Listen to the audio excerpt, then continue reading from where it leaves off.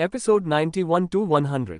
अध्याय 91 रक्त चमगादड़। जब जियांग चेन और वेनशिन ने एक और वाक्य सुना तो वे अभी भी इस बात से हैरान थे कि गांव चेन्नई ने उनके नाम और पहचान का सटीक उल्लेख किया था और उनके चेहरे के भाव बहुत अजीब हो गए। हीन भावना। जियांग चेन ने अपनी आंखें सिकोड़ ली और इन शब्दों पर विचार किया। ऐसा लग रहा था मानो गांव चेन्नई वास्तव में एक श्रेष्ठ व्यक्ति थे और जियांग चेन महज एक साधारण व्यक्ति थे जिन्हें सौभाग्य प्राप्त था और वे उनसे बिल्कुल भी तुलना नहीं कर सकते थे। गांव चेन्नई वास्तव में ऐसा ही सोचते थे। यंग मास्टर लिस्ट में शामिल होने के लिए रूप और स्वभाव के अलावा एक व्यक्ति का पारिवारिक पृष्ठभूमि भी होना आवश्यक है और निश्चित रूप से वह अग्नि क्षेत्र के एक शीर्ष महान परिवार का पुत्र होना चाहिए। गांव परिवार ने इस शर्त को पूरा किया। यह एक प्राचीन और शक्तिशाली परिवार था जिसका अग्नि क्षेत्र की भूमि में सैकड़ों वर्षों का इतिहास था। गांव चेन्नई की श्रेष्ठता ठीक इसी बात से उत्पन्न होती थी। वह तो यहाँ तक मानता था कि उसके शरीर में बहने वाला रक्त दूसरों के रक्त से कहीं अधिक श्रेष्ठ है और उसकी दृष्टि में जियांग चेन एक आम आदमी से कम नहीं था। दिव्य चेतना एक दिव्य क्षमता है जिसे केवल दिव्य यात्रा क्षेत्र में रहने वाले ही संघनित कर सकते हैं, लेकिन जुयुआन क्षेत्र में भी मजबूत मानसिक ऊर्जा वाले लोग हैं जो ऐसा कर सकते हैं। इस बारे में बात करते हुए वह रुका, अपने बगल में बैठी चू लुओ की ओर देखा और कहा, उदाहरण के लिए मिस चू और मैं। तो क्या हुआ? क्या तुम्हें लगता है कि जुयुआन क्षेत्र में केवल तुम दोनों ही इस दुनिया में दिव्य चेतना का संघनन कर सकते हो? जियांग चेन ने उपहास उड़ाया।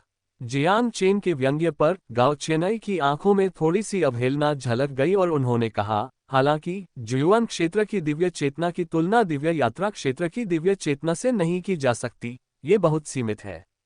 खदान के अंदर घोर अंधेरा है और हमें कई मोड़ और घुमाव लेने पड़े। आपकी दिव्य चेतना से मार्ग का नक्शा बनाना असंभव है। उनका इशारा ये था कि जियांग चेन ने ऐसा करने के लिए चू लुओ की टीम के निशानों पर भरोसा किया और उन्होंने बिल्कुल सही बात कही।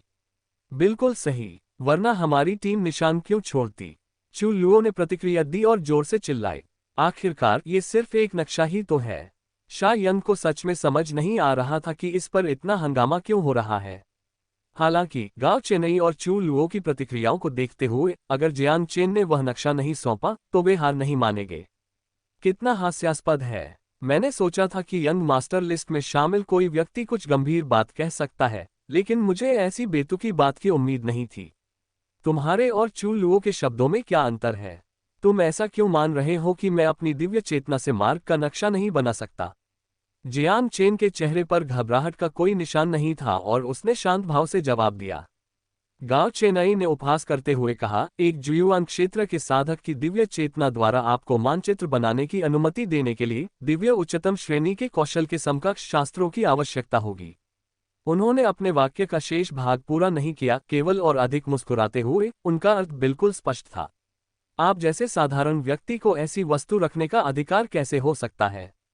गांव चेन्नई के शब्द कठोर थे, लेकिन वे तर्कसंगत भी प्रतीत होते थे और उनकी प्रतिष्ठा के साथ मिलकर उन्हें कई लोगों की स्वीकृति प्राप्त हुई। आपके इस बयान के समर्थन में आपके पास क्या सबूत है? वेनशिन ने कहा, क्या मुझे अभी भी सबूत की जरूरत है? ठीक है, तो उसे साबित करने दो कि उसकी दैवीय चेतना पर्याप्त रूप से मजबूत है।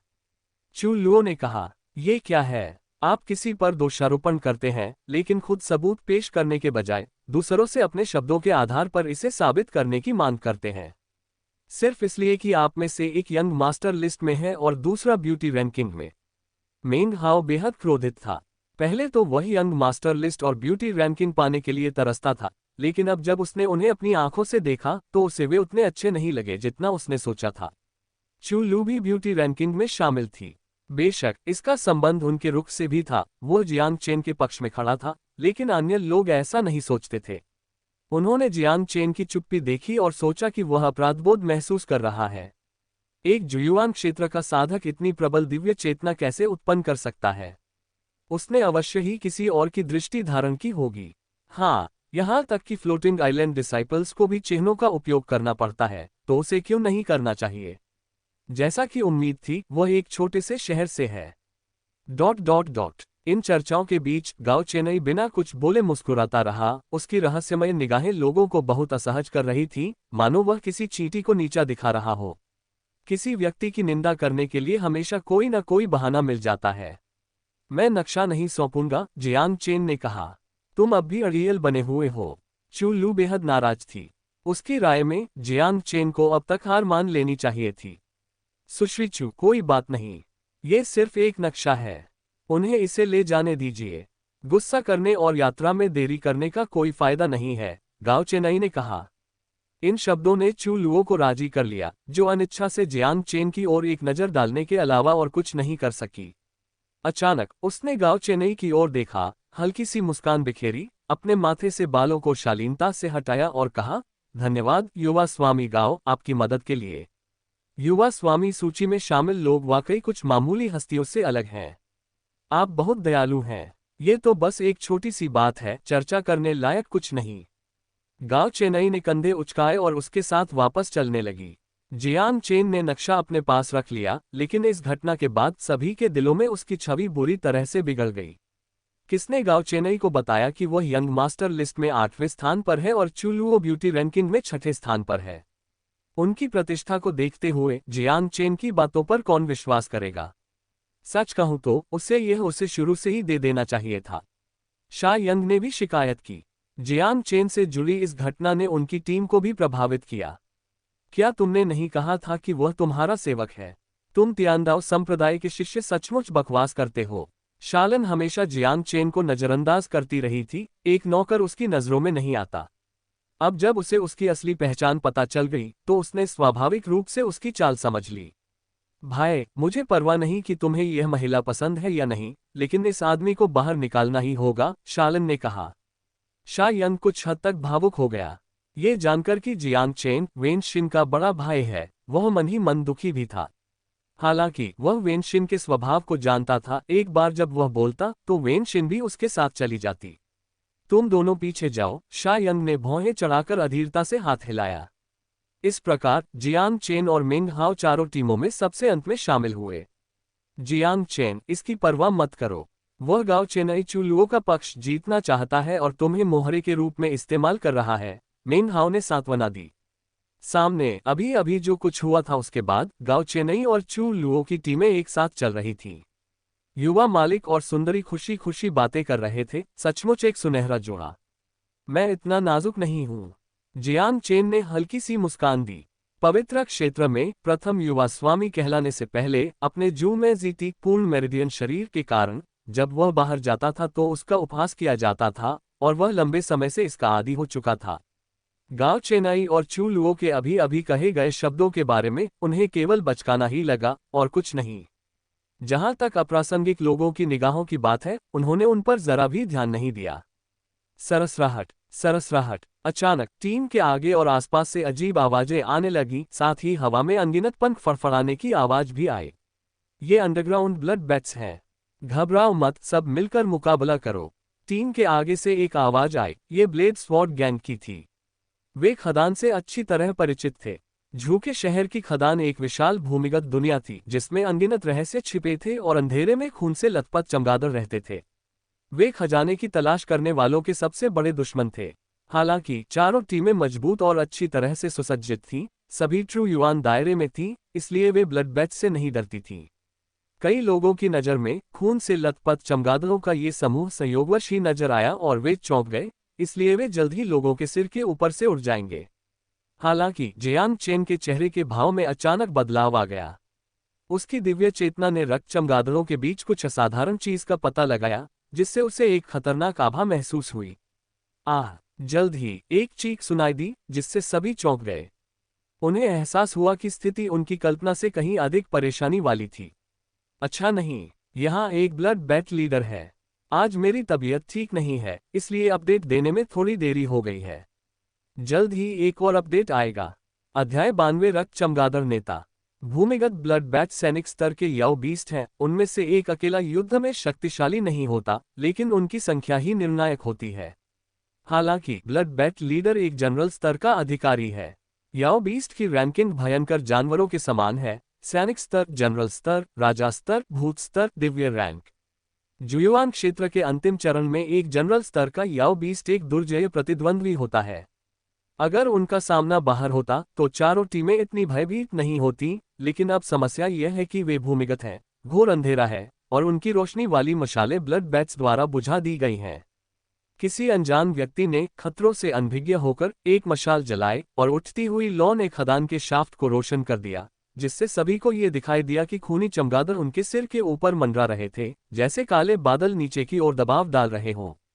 मशाल पकड़े हुए व्यक्ति के बगल में ब्लड बैट लीडर का भयानक चेहरा प्रकट हुआ, जिसके बाद एक तीखी चीख सुनाई दी। खदान का शाफ्ट एक बार फिर अंधेरे में डूब गया। सभी लोग एक दूसरे से सटकर दुबके हुए थे, हिलने डुलने की हिम्मत नहीं कर रहे थे, यहाँ तक कि जोर से सांस लेने की भी हिम्मत नहीं कर रहे थे। इसी अवसर का लाभ उठाते हुए सामान्य रक्त चमगादड़ नीचे उतरे, अपने नुकीले दांतों से उनके शरीर के विभिन्न हिस्सों को काटते हुए उनका खून चूसने लगे। दर्द भरी चीखें, कराहें और सिसकियां आपस में मिलकर पूरी तरह से अराजकता का माहौल बना रही थीं। इसी बीच ब्लड बैट लीडर चुपचाप भीड़ के बीच घूमता रहा, किसी का भी अपहरण करने का मौका ढूंढता रहा और कुछ ही सेकंड में एक सूखा हुआ शव नीचे गिर जाता। ब्लड बैट्स का नाम ठीक इसी कारण से रखा गया है क्योंकि उन्हें मार्शल आर्टिस्ट के खून की तीव्र लालसा होती है। धिक्कार है, ये तो हजारों ब्लड बैट्स द्वारा मिलकर किया गया शिकार है और यहाँ एक से अधिक ब्लड बैट लीडर हैं। ऐसा इसलिए होना चाहिए क्योंकि हमारी संख्या बहुत अधिक है और हमारी ऊर्जा और रक्त बहुत मजबूत है। अब ऐसा कहने का क्या फायदा? जल्दी से कोई हल निकालो। घबराओ मत, बेतरतीब ढंग से भागने की कोशिश मत करो। चारों टीमें सिर कटी मक्खियों की तरह थीं, पूरी तरह से असमंजस में थीं, केवल अपनी वास्तविक युवान शक्ति को उत्तेजित करके ऊपर की ओर हमला करने में सक्षम थीं। आगे बढ़ने की कोशिश करने पर भी अंधेरा सबसे बड़ी बाधा बन गया, जिससे ये जानना असंभव हो गया कि किस दिशा में भागना है। टीम के कुछ सदस्यों के पास आध्यात्मिक कलाकृतियां थीं और उनके बहुमूल्य प्रकाश की रोशनी में रक्त चमगादड़ों का घना झुंड केवल निराशा ही लेकर आया। दिव्य चेतना। दिव्य चेतना से रक्त चमगादड़ नेता पर निशाना साधो और नेता के मारे जाने के बाद सब ठीक हो जाएगा। ब्लेड स्वॉर्ड गैंग से किसी ने चिल्लाकर कहा। नहीं, हम दिव्य यात्रा क्षेत्र में नहीं हैं। 5 मीटर से आगे दिव्य चेतना अपर्याप्त है और 10 मीटर पर तो यह नगण्य ही हो जाती है। इतनी दूरी पर तो रक्त चमगादड़ के नेता को महसूस करना भी मुश्किल है, उसे मारना तो दूर की बात है। इस बार चू लुओ ने बात की। वह उपस्थित लोगों में से एक थी जिनके पास दैवीय चेतना थी, लेकिन वह केवल अपनी रक्षा कर सकती थी। उसकी तरह गांव चेन्नई की स्थिति भी कुछ खास अच्छी नहीं थी। दिव्य चेतना के लिए अंधेरे में प्रवेश करना पहले से ही बहुत मुश्किल था, रक्त चमगादड़ नेता पर निशाना साधना तो दूर की बात थी। राजकुमारी शा लिन, मेरे बगल में खड़ी रहो। शा यंग जुयुआन क्षेत्र का एक मार्शल आर्टिस्ट था जिसके पास दिव्य चेतना का संघनन था, लेकिन वह भी शक्तिशाली नहीं थी, इसलिए उसने महत्वपूर्ण लोगों को अपने पक्ष में बुलाया। मेंग हाओ को जियांग चेन का संरक्षण प्राप्त है, इसलिए वह ठीक रहेगा, वेन शिन ने शा यंग के बगल में खड़े होकर सोचा। अचानक वेन शिन को अपने चेहरे पर एक अजीब सी दुर्गंध महसूस हुई। उसके आसपास का क्षेत्र बंद हो गया और एक तीखी चीख उसके कानों में गूंज उठी जिसने उसकी आत्मा को झकझोर दिया। अच्छा नहीं। शा यंग की दिव्य चेतना में एक रक्त चमगादड़ नेता प्रकट हुआ, लेकिन उसके पास प्रतिक्रिया करने का समय नहीं था। वह उसे वेन शिन की ओर बढ़ते हुए देख रहा था। सब खत्म हो गया। वेन शिन को कुछ एहसास हुआ, उसका दिल जैसे डूब गया। जानवर। जियांग चेन की धीमी आवाज उसके कान में गूंजी, जिससे वेन शिन सुखद आश्चर्य से भर गई और फिर उसने एक चमकदार गुलाबी चमक फूटते हुए देखी जिसने जियांग चेन के कठोर चेहरे को रोशन कर दिया। शिक्सियाओ तलवार से गुलाबी चमक निकली और सभी ने देखा कि तलवार की नोक ने ब्लड बैट लीडर की छाती को भेद दिया और उसे आसानी से छेद दिया। जैसे ही सर्पिलाकार ट्रू युआन प्रवाहित हुआ, ब्लड बैट लीडर का शरीर तेजी से फैल गया और जब वह फटा तो मांस और खून चारों ओर बिखर गए। इस दृश्य को सभी ने देखा और अंततः प्रत्येक व्यक्ति को आत्मविश्वास प्राप्त हुआ। वह ब्लड बैट लीडर की गतिविधियों पर नजर रख सकता है। वह ब्लड बैट लीडर की गतिविधियों पर नजर रख सकता है। कोई इतना अधिक प्रसन्न हो गया कि उसने अपनी बात 2 बार दोहराई। जियांग चेन ने अचानक ब्लेड स्वॉर्ड गैंग की ओर देखा और चिल्लाया, अरे लंबी तलवार वाले, ब्लड बैट लीडर तुम्हारे पीछे आ रहा है। वह तुम्हारे पीछे है। जियांग चेन ने जिस व्यक्ति को चेतावनी दी थी वह ब्लेड स्वॉर्ड गैंग का कप्तान था। उसके हाथ में मौजूद लंबी तलवार भी एक आध्यात्मिक कलाकृति थी। जियांग चेन की चेतावनी के बाद तलवार भयंकर लपटों से जल उठी और आग की रोशनी में वास्तव में एक ब्लड बैट लीडर प्रकट हुआ। हाँ, उस आदमी ने दहाड़ लगाए और अपनी कृपाण से नीचे वार किया, लेकिन दुर्भाग्य से ये ब्लड बैट के कठोर पंजों पर लगा, जिससे वह केवल पीछे हट गया, मरा नहीं। हालांकि ये निश्चित था कि जियांग चेन की दिव्य चेतना ब्लड बैट लीडर का पता लगा सकती थी, क्योंकि blade sword gang great QE kingdom की टीम के करीब नहीं था। तियानदाओ संप्रदाय, आपका धन्यवाद। जिस व्यक्ति की जान बचाई गई उसने कृतज्ञतापूर्वक कहा। जियांग चेन, यहाँ क्या हो रहा है? क्या यहाँ कोई ब्लड बेट लीडर है? ये गाओ चेनई बोल रहा था, जिसमें पहले वाला अहंकार बिल्कुल गायब था, केवल बेचैनी और घबराहट थी। माफ कीजिए, मैं एक गंवार हूँ। मेरी बुद्धि तो नक्शा भी नहीं बना सकती, इसलिए मैं आपकी मदद नहीं कर सकता। जियांग चेन ने ठंडे स्वर में कहा। जैसे ही ये शब्द मुंह से निकले, चारों टीमों को पिछला संघर्ष याद आ गया और उनके चेहरे पर कुछ चंचल भाव आ गए। जियांग चेन की दिव्य चेतना द्वारा ब्लड बेट लीडर का पता लगाने की क्षमता ने साबित कर दिया कि गाओ चेनई और चू लुओ के पहले के शब्द कितने बेतुके थे। ब्लेड स्वॉर्ड गैंग के लोग बहुत खुश थे, उन्होंने इससे पहले सिर्फ शो देखा था और कुछ नहीं कहा था। अच्छा, शा यंग ने मन ही मन सोचा। जियांग चेन उसकी अपनी टीम में था, उससे ज्यादा दूर नहीं था, इसलिए उसे रात में चिंता करने की जरूरत नहीं थी। ब्लड बेट लीडर के अभी अभी हुए हमले को देखते हुए अगर शा यंग की दिव्य चेतना इसे महसूस भी कर लेती तो भी बहुत देर हो चुकी होती। जियांग चेन, ऐसा मत करो। जब तक तुम मेरी मदद करोगे मैं तुम्हें जरूर चुकाऊंगा। गाओ चेनई ने अपना अहंकार त्याग कर फिर से कहा। हे। जियांग चेन की हंसी सबके कानों तक पहुंची और वे सब समझ गए कि इसका क्या मतलब है। हम सब 10 महान संप्रदायों के शिष्य हैं। जियांग चेन, क्या तुम्हें ऐसा करने की जरूरत है? दूसरी ओर चू लुओ के हाथ पसीने से भीग रहे थे, वह इधर उधर देखते हुए बोली, उसे डर था कि ब्लड बेट लीडर हमला कर देगा। जब तुम्हें पहले नक्शा चाहिए था तब तुमने 10 महान संप्रदायों के बारे में क्यों नहीं सोचा? वह नक्शा वापस मिलने से तुम्हें कोई फायदा नहीं होता, लेकिन नक्शा न मिलना मेरे लिए घातक साबित हो सकता था। उस समय मैंने तुम्हारी इस नेक सोच को क्यों नहीं समझा? जियांग चेन ने ठंडे लहजे में कहा। उसके बोलते ही जियांग चेन अचानक उछल पड़ा और अपनी तलवार घुमा दी। गरजती हुई तलवार की ऊर्जा खदान की शाफ्ट में फैल गई और एक चीख के साथ एक और ब्लड बेट लीडर चिक्सियाओ तलवार के नीचे मर गया। इस बार सभी ने इसे स्पष्ट रूप से देखा, भले ही अंधेरे के कारण देखना असंभव था। जियांग चेन की तलवार तेज और स्थिर दोनों थी। हालांकि जिस क्षण उसने अपना कदम उठाया उसी समय एक अन्य ब्लड बेट लीडर ने गाओ चेनई की टीम पर हमला कर दिया और जुयुआन क्षेत्र के अंतिम चरण के एक मार्शल आर्टिस्ट का अपहरण कर लिया। याओ बीस्ट वाकई बुद्धिमान होते हैं, जियांग चेन ने सोचा। इन ब्लड बेट लीडर्स को पता था कि जियांग चेन उन्हें पहचान सकता है और वे उसे सबसे पहले मारना चाहते थे। साथ ही जब वह अपनी तलवार चलाए तो दूसरों पर हमला करना चाहते थे ताकि वह उन्हें चेतावनी न दे सके। गाओ चेनई भय से लगभग लकवाग्रस्त हो गया था। वो व्यक्ति ठीक उसके बगल में था और वह पूरी तरह से असहाय था। जल्दी करो, जियांग चेन की तरफ बढ़ो। जियांग चेन सहमत हो या ना हो, गाओ चेनई तुरंत जियांग चेन के पास पहुंच गया क्योंकि अब वही सबसे सुरक्षित जगह थी। इससे ब्लेड स्वॉर्ड गैंग और फ्लोटिंग आइलैंड डिसिपल्स को भी याद आ गया और वे सभी धक्का मुक्की करते हुए वहां आ गए। जियांग चेन बीच में चारों तरफ से घिरी हुई थी, उसे एक तरफ तो मजा आ रहा था और दूसरी तरफ वह असहाय महसूस कर रही थी। ठीक है, मेरी बात सुनो। जियांग चेन की दिव्य चेतना फैल गई और खदान के हर कोने को स्पष्ट रूप से देखा जा सकता था। वह शेष 3 ब्लड बेट लीडर्स के नुकीले पंजे और दांत देख सकता था जो लोगों के सिर के ऊपर उल्टे लटके हुए थे। ये रात 12 बजे अपडेट हुआ और मुझे बहुत अच्छा लगा।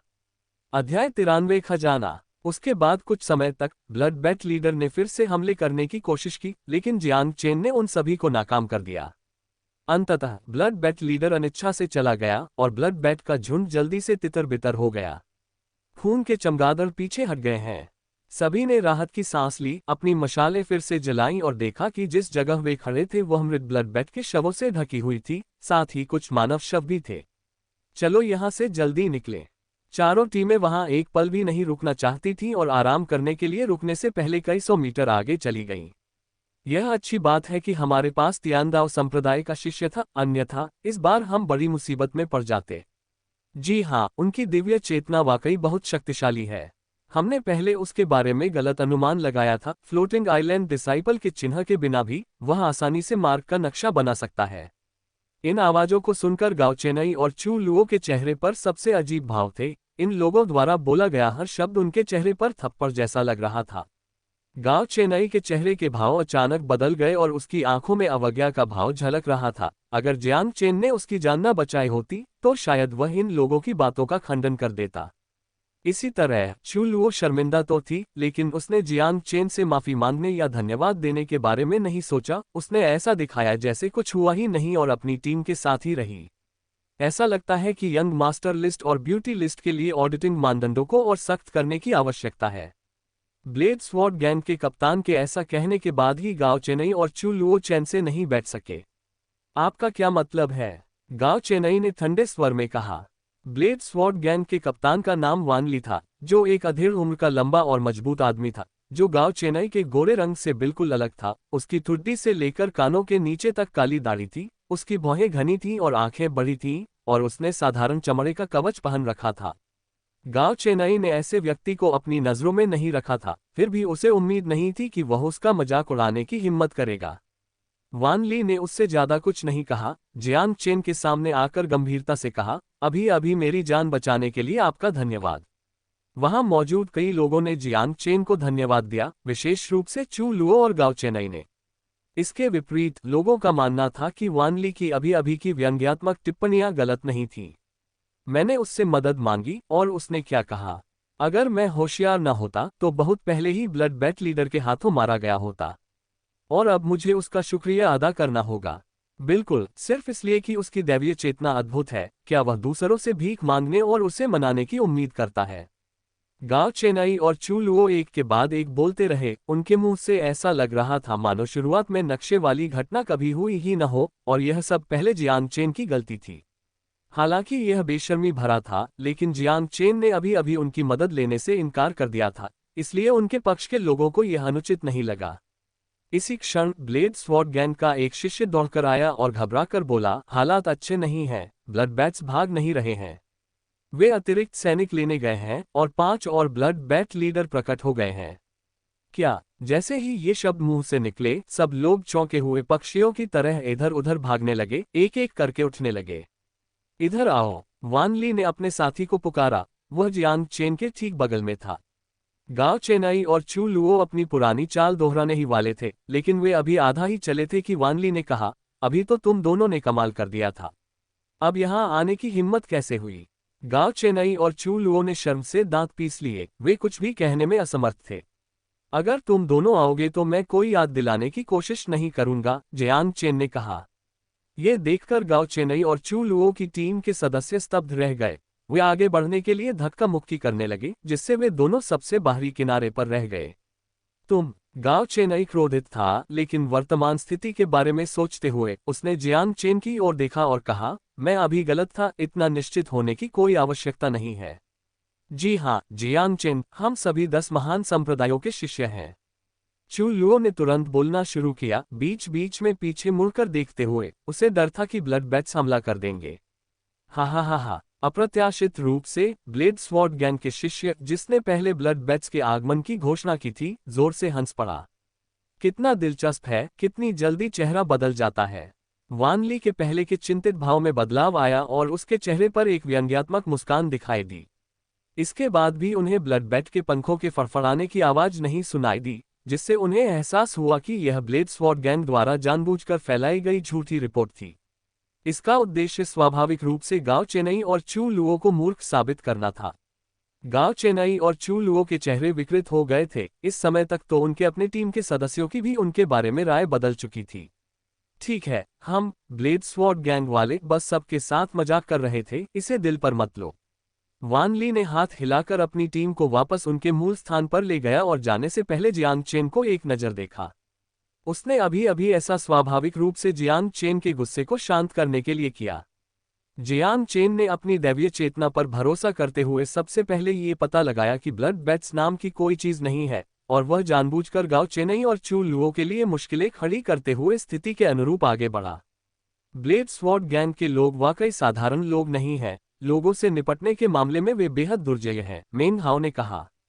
यह जरूरी नहीं कि इरादे अच्छे ही हों, जियांग चेन ने कहा। अगर कोई और होता तो वह अभी अभी अपना गुस्सा निकालने में वान ली की मदद के लिए बहुत आभारी होता। हालांकि वर्तमान स्थिति को देखते हुए जियांग चेन को लगा कि वान ली गाओ चेनई और चू लुओ के साथ अपने संबंधों को पूरी तरह से खराब कर रहा है, जिससे तीनों टीमें एक दूसरे की शत्रु बन रही हैं। आखिरकार जियांग चेन और चू लू दोनों ही 10 महान संप्रदायों के शिष्य हैं, और गांव चेन्नई भी युवा गुरुओं की सूची में शामिल है। यदि तीनों टीमें गठबंधन कर लें तो ब्लेड स्वॉर्ड गैंग बहुत निष्क्रिय हो जाएगा। इन परिस्थितियों को देखते हुए तीनों टीमों के लिए गठबंधन करना असंभव है। हालांकि जियांग चेन का भी गांव चेन्नई या चुलुओं के साथ गठबंधन करने का कोई इरादा नहीं था, और यह भी ध्यान देने वाली बात है कि ग्रेट क्यूई किंगडम की इस टीम का नेतृत्व शायंग कर रहे थे। विश्राम करने के बाद चारों टीमें आगे बढ़ीं। हम यहाँ हैं। लगभग एक दिन की यात्रा के बाद टीम आखिरकार मार्ग पर पहुंच गई। उनके पैरों के नीचे घोर अंधेरा गड्ढा था। शायंग ने अपने हाथ में पकड़ी मशाल को नीचे फेंक दिया। धुंधली रोशनी में वे देख सके कि छेद लंबवत नीचे की ओर नहीं था, और कुछ बार लुढ़कने के बाद मशाल उनकी दृष्टि से ओझल हो गई। यहीं से यह नीचे की ओर धंस गया, जमीन से लगभग 20 मीटर नीचे, जिसके बाद एक लंबी ढलान है। यह ध्यान देने योग्य है कि नीचे का स्थान बहुत छोटा है और कई जगहों पर केवल एक व्यक्ति ही रेंग कर निकल सकता है, वू फैन ने कहा। आखिरकार यह एक भूस्खलन से बना मार्ग था, इसलिए इस पर चलना आसान नहीं हो सकता था।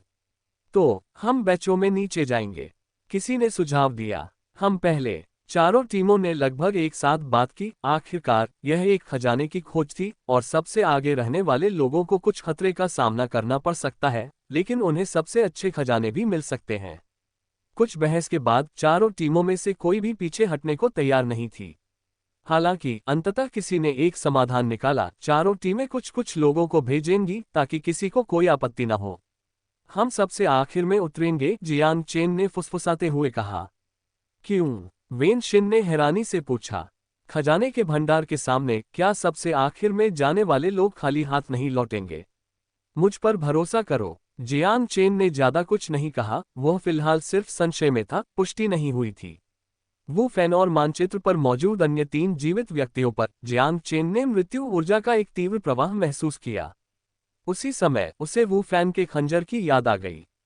एक आध्यात्मिक कलाकृति के स्वामी के दृष्टिकोण से ये वास्तव में एक बहुत अच्छी आध्यात्मिक कलाकृति थी। लेकिन समस्या ये थी कि यदि किसी आध्यात्मिक कलाकृति को बहुत लंबे समय तक छोड़ दिया जाए तो उसकी अपनी ऊर्जा क्षीण हो जाएगी और वह धीरे धीरे धुंधली हो जाएगी। यह उस खंजर की तरह चमकदार नहीं दिख सकता था जो उसकी खोज के तुरंत बाद दिखाई दिया था। हो सकता है कि उस मार्ग के नीचे खजाना हो, लेकिन उसे पाना निश्चित रूप से आसान नहीं है। मैं एक प्रभावशाली शहरी कृति की अनुशंसा करता हूं, कैंपस कल्टीवेशन जीनियस। शहरी परिवेश पसंद करने वाले मित्र इसे देख सकते हैं। अध्याय 94 दानव। एक चिकित्सक के दृष्टिकोण से मृत्यु ऊर्जा उन संकेतों को संदर्भित करती है कि किसी का जीवन आसन खतरे में है और वे किसी भी क्षण मर सकते हैं। जिन लोगों में मृत्यु ऊर्जा डेथ ची पाई जाती है उनमें से अधिकांश या तो गंभीर रूप से विषयग्रस्त होते हैं या गंभीर रूप से बीमार होते हैं। हालांकि वू फैन और बाकी तीनों बेहद स्वस्थ और जीवंत दिख रहे थे, उन लोगों की तरह नहीं जो मृत्यु की ऊर्जा प्रदर्शित करते हों। आध्यात्मिक कलाकृति की अतिरिक्त आशंका के साथ जियांग चेन को स्वाभाविक रूप से सावधानी से आगे बढ़ना पड़ा। लोगों को एक के बाद एक गुफा में कूदते देख शायंग चेन से नहीं बैठ सका। ये पुष्टि करने के बाद कि वेन शिन उसके साथ नहीं जाएगी, वह अपनी बहन और वू फैन को लेकर नीचे उतर गया। अंत में जब केवल 1 दर्जन लोग बचे थे तो जियांग चेन, मेंग हाओ और वेन शिन रवाना हो गए। जैसा कि वू फैन ने कहा था, नीचे की जगह बहुत सीमित थी और तीनों को झुककर एक चट्टान की दरार से होकर गुजरना पड़ा। सौभाग्यवश कुछ ही समय बाद एक खुले स्थान से रेंग कर निकलने के बाद वह तंग वातावरण आखिरकार समाप्त हो गया और तीनों खड़े होकर चलने में सक्षम हो गए। आगे बढ़ने के कुछ प्रयासों के बाद उनकी आंखों के सामने एक पत्थर की सीढ़ी दिखाई दी। एक अवशेष। लगता है ये सच है, रहने के कारण अवशेष का मार्ग बाहर खदान के शाफ्ट से जुड़ गया, मेंग हाओ ने प्रसन्नता से कहा। पत्थर की सीढ़ियों के अंत में एक बड़ा दरवाजा था जिसे पहले ही धक्का देकर खोला जा चुका था। वेन शिन और मेंग हाओ तेजी से आगे बढ़े और लगभग दौड़ते हुए दरवाजे से टकरा गए।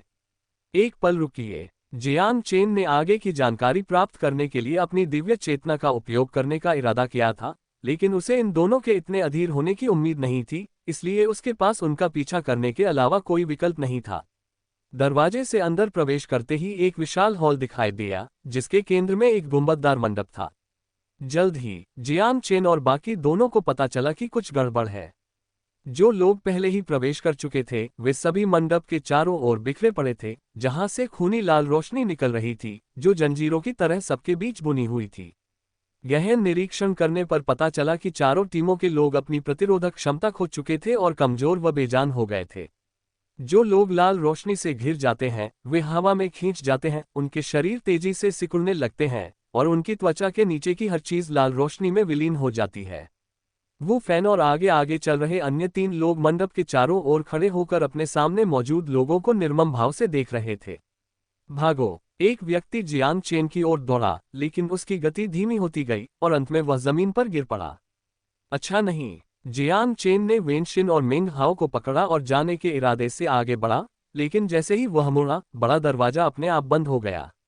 लाल बत्ती ने दूरी की परवाह किए बिना उनकी ओर बढ़ना शुरू कर दिया। ऐसी दिव्य शक्ति के सामने जियांग चेन और बाकी दोनों को समझ नहीं आ रहा था कि इसका विरोध कैसे करें। लाल रोशनी गिरते ही बाकी लोगों की तरह वे तीनों भी शक्तिहीन हो गए और उनके शरीर मंडप की ओर खींचे चले गए। उनके लिए यह एक भयावह अनुभव था, क्योंकि उनका दिमाग तो साफ था, लेकिन वे अपने शरीर पर नियंत्रण नहीं कर पा रहे थे। वो फैन, तुम्हारी हिम्मत कैसे हुई मुझे धोखा देने की? तुम्हारे पूरे परिवार का सफाया कर दिया जाएगा। जैसे जैसे वे करीब आते गए, उन्हें शायंग की गालियां अभी भी सुनाई दे रही थीं। वो फैन भावहीन होकर बोला, राक्षस देवता को बलि चढ़ाया जाना आपके लिए सम्मान की बात है। राक्षस देवता! जियांग चेन चौंक गया। लगभग 500 साल पहले मानवता ने राक्षस संहार युद्ध में एक बड़ी जीत हासिल की थी और राक्षसों को लोक जगत से परे स्वर्गीय बाहरी युद्ध क्षेत्र में खदेड़ दिया था। अब मानवता के सामने एकमात्र खतरा असंगठित पशु जनजातियों से था, जैसे कि खूंखार जानवर, याओ जानवर और दुष्ट जानवर। राक्षस मनुष्यों की तरह जन्मजात बुद्धिमान प्राणी थे। उनमें स्वाभाविक रूप से दैवीय शक्ति होती थी और वे बिना किसी विशेष साधना के भी अत्यंत शक्तिशाली बन सकते थे। वे एक समय मानवता के स्वाभाविक शत्रु थे। दानव देवता दिव्य यात्रा क्षेत्र में एक मनुष्य के समकक्ष थे।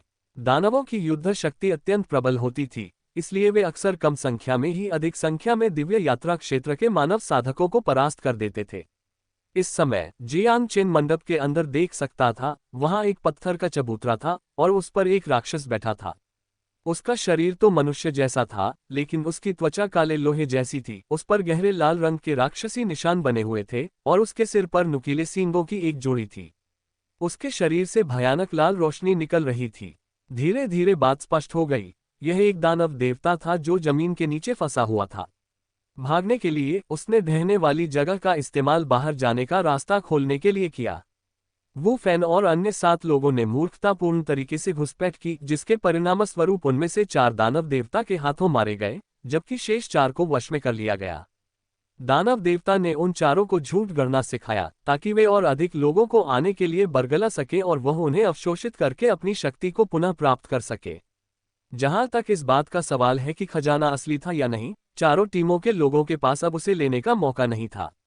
वाह वाह, ये बुरी तरह घायल दानव देवता है जिसकी शक्ति 30% से भी कम बची है, जियांग चेन ने मन ही मन सोचा। अगर ऐसा है तो अभी भी उम्मीद की एक किरण बाकी है। हे दानव देव, हे दानव देव, क्या आपको अभी भी अधीनस्थों की आवश्यकता है? मैं एक हो सकता हूँ। मैं बाहर बहुत प्रसिद्ध हूँ और आपके लिए और अधिक लोग ला सकता हूँ। मुझे मत मारो, गांव चेन्नई भय से चिल्ला उठा। युवा मास्टर सूची में 8वें स्थान पर मौजूद व्यक्ति इतना कायर था। दरअसल ये बात तब भी देखी जा सकती थी जब उनका सामना ब्लड बैट लीडर से हुआ था। हालांकि ऐसी विकट परिस्थितियों में लोगों ने उसे तुच्छ समझने की जहमत नहीं उठाई, बल्कि वे सोचने लगे कि क्या उन्हें भी ऐसा ही करना चाहिए। दानव देवता ने अपनी आंखें खोली और उनकी खून जैसी लाल आंखों में मनोरंजन का भाव झलक रहा था। इंसान चाहे कितने भी साल बीत जाएं, कभी नहीं बदलते। क्या तुम मेरे अधीन होना चाहते हो? ठीक है, तो जमीन पर घुटने टेककर मुझे प्रणाम करो। जैसे ही उसने बोलना शुरू किया, गांव चेन्नई की शक्ति वापस आ गई। आश्चर्य से वह मंडप के बाहर भागा और दानव देवता के सामने सिर झुकाकर प्रणाम किया। हा हा हा हा, दानव देवता जोर से हंसे और फिर बोले, ये लोग अभी भी जबरदस्त विरोध कर रहे हैं, जिससे मेरा ठीक होना बहुत धीमा हो रहा है। आपको क्या लगता है कि क्या किया जाना चाहिए? जल्दी करो, तुम सब जल्दी से विरोध करना छोड़ दो। गांव चेन्नई अपनी टीम के लोगों के पास दौड़ा और जोर से चिल्लाया। वरिष्ठ भाई गांव, जो लोग गांव चेन्नई का अनुसरण कर रहे थे, वे सामूहिक रूप से स्तब्ध रह गए और गांव चेन्नई को बिल्कुल अपरिचित निगाहों से देखने लगे। क्या तुम मुझे मारना चाहते हो? गांव चेन्नई का चेहरा गुस्से से विकृत हो गया और उसने अपने सामने खड़े व्यक्ति को लात मारकर दूर धकेल दिया। ये दृश्य देखकर जियांग चेन ने अपना सिर हिलाते हुए सोचा, जैसा कि किताबों में लिखा है, राक्षस मनुष्यों को अपना शिकार मानते हैं, न केवल उनका मांस और खून खाते हैं बल्कि मरने से पहले उनके साथ खिलवाड़ करने का भी आनंद लेते हैं। मुझे उम्मीद है कि किताबें मुझसे झूठ नहीं बोल रही हैं। जियांग चेन ने गहरी सांस ली और चुपचाप तैयारी करने लगी। अचानक गांव चेन्नई विजयी स्वर में जियांग चेन के सामने आया और बोला, भगवान दानवदेव, ये व्यक्ति सबसे घृणित है और इसका वास्तविक सार भी बहुत शुद्ध है, इसलिए यह आपके द्वारा अवशोषित किए जाने के लिए सबसे उपयुक्त है। गांव चेन्नई, तुम जैसे व्यक्ति को यंग मास्टर लिस्ट में जगह कैसे मिल सकती है? उसके बगल में खड़ी वेनशिन ने गुस्से से कहा। हे, मरने से तो बेहतर है। गांव चेन्नई ने उदासीनता से मुस्कुराते हुए वेनशिन के खूबसूरत बालों को पकड़ा, अपनी उंगलियों से उसके चेहरे को सहलाया और धीरे धीरे नीचे की ओर बढ़ने लगा। रुकना। गांव चेन्नई का हाथ वेनशिन के कब्जों में घुसने ही वाला था कि जियांग चेन ने कहा, गांव चेन्नई, सपने मत देखो। जो लोग पहले नीचे आए थे उनमें से 4 क्यों मरे और 4 क्यों बच गए? क्योंकि दानव देवता की राक्षसी मुहरों की केवल 4 प्रतियां हैं। वह तुम्हें वैसे नियंत्रित नहीं कर सकता जैसे वह वू फैन और दूसरों को नियंत्रित करता है। तो क्या तुम्हें लगता है कि वह तुम्हें जाने देगा? ये शब्द सुनकर गांव चेन्नई स्तब्ध रह गया और बाकी लोगों को भी जियांग चेन से ऐसी बात सुनने की उम्मीद नहीं थी। दानव देवता ने उत्सुकता भरी अभिव्यक्ति दिखाई और जियांग चेन को अपने सामने ले आया। क्या तुम राक्षसों को अच्छी तरह जानते हो? उसने पूछा। हाँ, तुम सब खून के प्यासे राक्षस हो, जियांग चेन ने कहा। जानवरों की जनजातियां भी तुम मनुष्यों को उसी तरह देखती हैं, दानव देवता ने क्रोध के बजाय उपहास करते हुए कहा। तुरंत ही लाल बत्ती तेजी से सिकुड़कर जियांग चेन की ओर बढ़ने लगी। दानव देवता ने अपनी बैंगनी जीभ बाहर निकालते हुए उत्साह से कहा, मुझे तुम्हारे जैसे मनुष्यों को खाना सबसे ज्यादा पसंद है। मैं भी बहुत उत्साहित हूँ, जियांग चेन ने कहा। ओह! दानव देवता ने उत्सुकता दिखाए, वह सुनना चाहता था कि वह क्या कहेगा, और लाल बत्ती कुछ देर के लिए बंद हो गई। मेरे जन्म के बाद मुझे पता चला कि दानव संहार युद्ध समाप्त हो गया है, और मैं बहुत निराश हुआ क्योंकि मैं स्वयं एक दानव का वध करना चाहता था। दुर्भाग्य से अब मैं केवल स्वर्गीय बाहरी युद्ध क्षेत्र में जाकर ही दानवों को पा सकता हूँ। इस पर जियांग चेन ने रहस्यमय मुस्कान के साथ कहा, मुझे इस समय इस अवसर की उम्मीद नहीं थी। अध्याय 95 लौहद्वार। जियांग चेन ने दानव देवता को प्रतिक्रिया करने का समय नहीं दिया। उसने गहरी सांस ली और अचानक 6 शब्द बोले। ओम, मा, नी, बे, मी, हम। प्रत्येक 6 शब्द आधे सेकंड के लिए रुके। वे 9 स्वर्ग महाद्वीप की कोई भाषा नहीं थे, अत्यंत विचित्र प्रतीत होते थे, फिर भी एक विशाल और रहस्यमय आभा का संचार हुआ। जैसे ही उसने नी शब्द का उच्चारण किया, जियांग चेन के शरीर से चकाचौंध कर देने वाली सुनहरी रोशनी निकली। उसके मुख से सुनहरे अक्षर निकले और पहले से ही भयभीत दानव देवता की ओर तेजी से बढ़ने लगे। 6 अक्षरों वाला महान प्रकाश मंत्र। ये कैसे संभव है? बौद्ध संप्रदाय से आपका क्या संबंध है? दानव देवता भय से चिल्ला उठा। उसकी भयानक लाल रोशनी सुनहरी रोशनी के संपर्क में आते ही मानो किसी प्राकृतिक शत्रु से टकरा गई और पल भर में ही उसमें समा गई। चारों टीमों के लोगों ने धीरे धीरे अपनी ताकत वापस पा ली। जब सभी 6 सुनहरे अक्षर पूरी तरह से प्रकट हो गए, तो जियांग चेन ने फिर कहा, अगर तुम मरना नहीं चाहते तो अपना सच्चा युआन मेरे शरीर में डाल दो। मेंग हाओ और वेनशिन ने भी ऐसा ही किया। वे उसके पीछे आए और उसकी पीठ पर हाथ रख दिए। बाकी लोग मानो सपने से जागे, उन्हें पता था कि जियांग चेन ही उनकी एकमात्र उम्मीद है। मेंग हाओ और वेनशिन के पीछे क्रमशः 4 और लोग खड़े थे। जल्द ही एक लंबी त्रिकोणीय आकृति बन गई। सबसे आगे खड़े जियांग चेन को निरंतर ट्रू युआन की आपूर्ति प्राप्त हुई और उन्होंने एक बार फिर पहले वाले मंत्र का जाप शुरू कर दिया। आहा! दानव देवता दर्द से चीख उठा, उसे गंभीर चोट लगी। इस समय जियांग चेन ने पाया कि ये दानव देवता पत्थर के चबूतरे को नहीं छोड़ सकता और उसका आत्मविश्वास बढ़ गया। 6 अक्षरों वाला महान प्रकाश मंत्र महायान रत्न राजा के सूत्र से लिया गया है। यह अपार कर्मों से परिपूर्ण एक पवित्र ग्रंथ है। बौद्ध धर्म ग्रंथों में राक्षसों पर संयमकारी प्रभाव पाया जाता है। उस समय के राक्षस संहार युद्ध के दौरान बौद्ध शिष्यों ने बहुत बड़ी भूमिका निभाई थी। इसी कारण से पूर्व जियांग चेन ने बड़ी संख्या में बौद्ध धर्मग्रंथ पढ़े थे। जिस धर्मग्रंथ का उपयोग उन्होंने पूर्व में अपने दैवीय ज्ञान को संक्षेपित करने के लिए किया था, वह भी इसी से उत्पन्न हुआ था। 6 अक्षरों वाला महान प्रकाश मंत्र केवल ध्वनियों का उच्चारण नहीं है, बल्कि बौद्ध धर्मग्रंथों की विषय वस्तु के आधार पर अपने स्वयं के सच्चे युआन को जलाकर किया गया एक आक्रमण है। जियांग चेन मात्र जुयुआन क्षेत्र में था। जब उसने पहली बार शास्त्र का पाठ किया तो इससे केवल दूसरों की स्वतंत्रता ही बहाल हुई। अब उन्होंने सभी के सच्चे युवान को एकत्रित किया और फिर से महान प्रकाश मंत्र का जाप किया। आह! दानव देवता की चीखें अपनी चरम सीमा पर पहुंच गईं और उसका शरीर अचानक फट गया, जिससे बैंगनी रंग का खून चारों ओर फैल गया। एक गहरे लाल रंग का मोती निकला और जियांग चेन के शरीर में प्रवेश कर गया। चकाचौंध भरी सुनहरी और लाल रोशनी के कारण केवल कुछ ही लोगों ने इसे देखा। वाह! जियांग चेन को शायद खुद भी एहसास नहीं हुआ कि वह थकने वाला है और धड़ाम से जमीन पर बैठ गया। उसके पीछे खड़े लोगों ने भी खतरा टलते देख राहत की गहरी सांस ली। अच्छा हुआ कि मैंने पहले ही बौद्ध धर्मग्रंथों को अच्छी तरह समझ लिया था। और यह भी अच्छा हुआ कि इस दानव देवता के पास उसकी 30% शक्ति भी नहीं बची थी। जियांग चेन ने खुद को बेहद भाग्यशाली महसूस किया और साथ ही दानव का वध करने को लेकर उत्साहित भी था।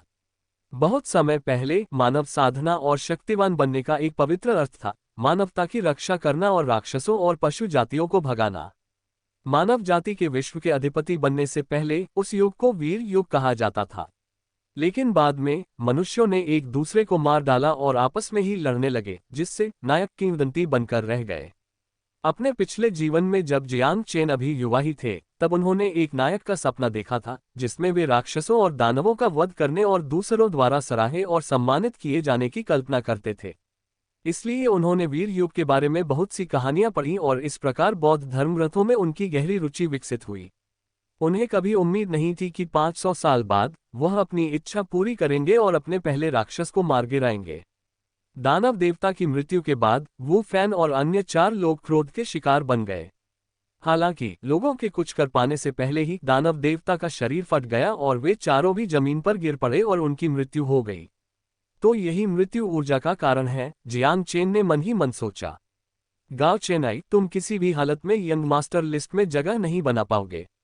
मैं आज तुम्हारे कारनामों के बारे में बाहर सबको सच सच बता दूंगा। इस समय जिस व्यक्ति को पहले गांव चेन्नई ने लात मारकर गिरा दिया था, उसने गुस्से में आकर उस पर आरोप लगाया। ये व्यक्ति पहले गांव चेन्नई का भरोसेमंद अनुयायी था। अब उसके द्वारा ऐसे शब्द कहना उसकी नाराजगी को दर्शाता है। लोगों को अभी अभी गांव चेन्नई के दानव देवता के सामने घुटने टेककर प्रणाम करने का दृश्य याद आया और उन सभी को अत्यधिक घृणा का अनुभव हुआ। गांव चेन्नई का अभी का व्यवहार हल्के शब्दों में कहें तो कायरतापूर्ण था और अधिक गंभीर शब्दों में कहें तो यह मानवता के साथ विश्वासघात था। तुम्हें क्या पता, मैंने जानबूझकर उस दानव देवता को लापरवाह बनाया ताकि उसे मारने का मौका मिल सके, लेकिन जियांग चेन ने मुझसे पहले ही यह काम कर दिया। बहस करते हुए गांव चेन्नई का चेहरा लाल हो गया। तो मेरी छाती को छूने का तुम्हारा इरादा भी योजना का हिस्सा था, वेन शिन ने उपहास उड़ाते हुए कहा। तुरंत ही गांव चेन्नई अवाक रह गया और सभी लोग बेहिचक हंसने लगे। निस्संदेह उनके जाने के बाद यंग मास्टर लिस्ट में गांव चेन्नई की रैंकिंग बरकरार नहीं रहेगी। सैकड़ों वर्षों की विरासत वाले एक महान वंश से यही उम्मीद की जाती है कि मैं, एक नवधनी, उनकी तुलना में कुछ भी नहीं हूं। जियांग चेन ने भी उसका उपहास करना नहीं भूला। इन शब्दों से हंसी का ठहाका लग गया। जियांग चेन की प्रतिष्ठा चरम पर पहुंच चुकी थी। आखिरकार उसने 2 बार जनता की जान बचाई थी। इस समय ब्लेड स्वॉर्ड गैंग के लोग गांव चेन्नई का मजाक उड़ाने में रुचि नहीं रखते थे और उन्होंने हॉल की छानबीन शुरू कर दी। इससे बाकी लोगों को याद आ गया और अपनी थकान के बावजूद वे सभी खजाने की तलाश में उठ खड़े हुए। जियांग चेन भी अपवाद नहीं था। हालांकि हॉल खाली था और लगभग पूरी तरह से दिखाई दे रहा था, ऐसा बिल्कुल नहीं लग रहा था कि वहां कोई खजाना होगा। शायंग बहुत ही चतुर थी और वह दौड़कर वू फैन का खंजर वापस ले आए। यहाँ एक दरवाजा है। कोई खजाना नहीं मिला, लेकिन हॉल के दूसरी तरफ एक भारी लोहे का दरवाजा मिला। कई लोगों ने उसे धक्का देने की कोशिश की, लेकिन लोहे का दरवाजा टस से मस नहीं हुआ। ये जानना जरूरी है कि जुयुआन क्षेत्र में प्रत्येक व्यक्ति के पास 1000 जिन से अधिक की शक्ति होती है। इस लोहे के दरवाजे की मोटाई कितनी होनी चाहिए कि इसे धक्का देकर खोला न जा सके। उसी समय सभी का मनोबल बढ़ गया, क्योंकि उन्हें विश्वास हो गया कि लोहे के दरवाजे के पीछे अवश्य ही खजाना होगा। सब लोग इधर आओ, वान ली ने पुकारा। वह दरवाजा खोलने के लिए सबकी ताकत जुटाना चाहती थी। रुको, लापरवाही मत करो। जियांग चेन तेजी से दौड़कर सबके सामने आ गया और बोला, वर्मिलियन बर्ड कंट्री 1000 साल से अधिक समय से गायब है। ये संभव है कि यह घटना दानव संहार युद्ध से पहले हुई हो, जब विभिन्न लोगों पर राक्षसों का आक्रमण हो रहा था। ये भूमिगत इमारत कोई खंडहर नहीं है, ये संभवतः एक जेल है, राक्षसों को कैद करने का स्थान। ये सुनकर भीड़ में फुसफुसाहट और गर्मागर्म चर्चा शुरू हो गई। इन शब्दों में कुछ सच्चाई थी। आखिरकार ये जगह एक जेल के लिए आवश्यक शर्तों को पूरा करती थी, क्योंकि यह जमीन के बहुत नीचे थी। कैसे राक्षस? ये तो बस एक किंवदंती है। अभी जो कुछ भी हुआ, हो सकता है वो कोई इंसान ही हो जो किसी बुरी साधना तकनीक का अभ्यास कर रहा हो। इस लोहे के दरवाजे के पीछे शायद कोई बड़ा खजाना छिपा हो और तुम बस उसे हड़पना चाहते हो। गांव चेन्नई ने अपनी शर्म पूरी तरह खो दी। उसने अपनी वर्तमान दुर्दशा के लिए जियांग चेन को दोषी ठहराया। एक बार बाहर निकलने के बाद उसकी हालत बहुत खराब हो जाती, इसलिए उसे इस बात की परवाह नहीं थी कि लोहे के दरवाजे के पीछे क्या है। जब तक वह जियांग चेन के शब्द थे, वह उन्हें नकार देता। हालांकि ऐसे बेतुके शब्दों ने वास्तव में काफी लोगों को प्रभावित किया। उनके हावभाव से ऐसा लग रहा था कि जब तक लोहे का दरवाजा नहीं खुल जाता, वे रुकने वाले नहीं थे। जियांग चेन ने आह भरी। वर्तमान समय के लोगों के लिए राक्षस बहुत दूर का इतिहास थे, यहाँ तक कि उन्हें एक किंवदंती के रूप में माना जाता था। जियांग चेन अगर सचमुच अंदर राक्षस है, तो वह दानव देवता अभी अभी बाहर कैसे निकला? इसलिए अगर राक्षस हैं भी, तो वे उस दानव देवता से कमजोर ही होंगे। इतने वर्षों के बाद दानव देवता हिल नहीं पा रहा था, इसलिए कमजोर राक्षस शायद मर चुके होंगे, वानली ने कहा। यह सुनकर जियांग चेन समझ गया कि उसके कुछ भी कहने से ये लोग नहीं रुकेंगे। एक और दिन समाप्त हुआ। शुभ रात्रि सभी को। AI model Gemini -2.5 flash. अध्याय 96 भूकंप। लगभग 100 लोगों ने एक साथ अपनी ताकत लगाई, जिससे अंततः लोहे का दरवाजा थोड़ा ढीला हो गया। और जोर से धक्का दो। वानली की बाह की मांसपेशियां फूल गईं और उसका ट्रू युआन अपनी सीमा तक प्रवाहित होने लगा, एक ही बार में दरवाजा खोलने के इरादे से। जियांग चेन पीछे खड़ा था, उसकी दैवीय चेतना लोहे के दरवाजे को भेदने में असमर्थ थी। उसी समय उसने महसूस किया कि वान ली और अन्य लोगों को रोकने वाली चीज लोहे के दरवाजे की मोटाई या वजन नहीं, बल्कि उसके अंदर बनी संरचना थी। समय निर्दयी था और संरचना पहले से ही अपूर्ण थी। अब सभी की संयुक्त शक्ति उस संरचना को पूरी तरह से नष्ट कर रही थी। जैसे जैसे उस संरचना की प्रभावशीलता कम होती गई, लोहे के दरवाजे में एक छोटा सा छेद दिखाई देने लगा। एक जोरदार आवाज के साथ लोहे का दरवाजा अपने आप खुल गया। सबसे आगे खड़े लोग अचानक से चौंक गए और जमीन पर गिर पड़े, जिनमें से एक व्यक्ति लुढ़कते हुए दरवाजे के अंदर चला गया। उसने एक अजीब सी चीख निकाली और पागलों की तरह बाहर भाग गया। क्या अंदर क्या है? उसकी प्रतिक्रिया ने सभी को तनाव में डाल दिया और सबकी निगाहें उस पर टिक गईं। कुछ नहीं, मुझे कुछ भी स्पष्ट रूप से दिखाई नहीं दिया। हालांकि उनके जवाब ने लोगों को अवाक कर दिया और सभी ने उनकी ओर आंखें घुमाईं। तो फिर तुम चिल्ला क्यों रही हो? वान ली ने चिड़चिड़ाते हुए कहा। उस व्यक्ति ने अजीब सी हंसी हंसी। उसने जियांग चेन को ये कहते सुना था कि अंदर और भी राक्षस कैद हो सकते हैं, और अचानक अंदर घुसते समय वह अत्यधिक भयभीत हो गया था, जिसके कारण उसने ये प्रतिक्रिया दी। लोहे के दरवाजे के पीछे के अंधेरे को देखते हुए चारों टीमों ने मशालें जलाईं और अधिक साहसी व्यक्तियों ने उन्हें पकड़े हुए धीरे धीरे अंदर की ओर चलना शुरू किया। जैसे ही दरवाजा खुला, जियांग चेन की दिव्य चेतना प्रभावी हो गई। लोहे के दरवाजे के पीछे एक ऐसी जगह थी जो हॉल से कई गुना चौड़ी थी, जिसमें लोहे की सलाखों से घिरी हुई कोठरियों की कतारें थीं। अंदर लोहे की जंजीरों से हवा में लटके हुए राक्षस थे। जैसा कि जियांग चेन ने अनुमान लगाया था, इस खदान का भूमिगत भाग कोई खंडहर नहीं था, बल्कि राक्षसों को कैद करने के लिए इस्तेमाल किया जाने वाला एक कारागार था। चारों टीमों के लोगों ने इस बात का पता लगाया और हालांकि वे निराश थे, लेकिन वे तुरंत ही राक्षसी शरीरों की ओर आकर्षित हो गए। कितने साल बीत गए थे ये तो पता नहीं था, लेकिन ये राक्षस सड़े नहीं थे। वे वहां बेजान लटके हुए थे, मानो अभी अभी मरे हों।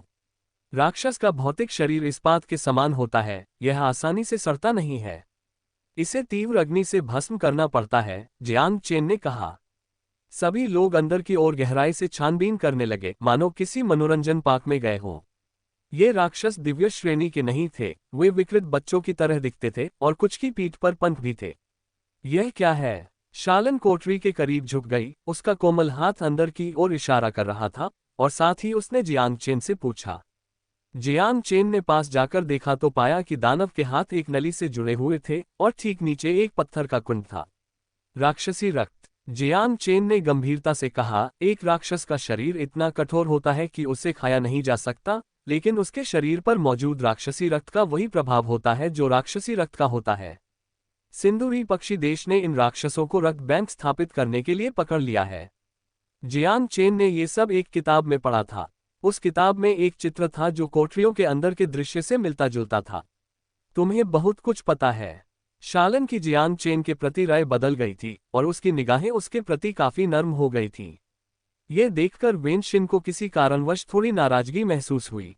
धिक्कार है, ये तो बस एक टूटी फूटी जेल है, यहाँ तो कोई खजाना है ही नहीं। वान ली ने जोर से गाली दी।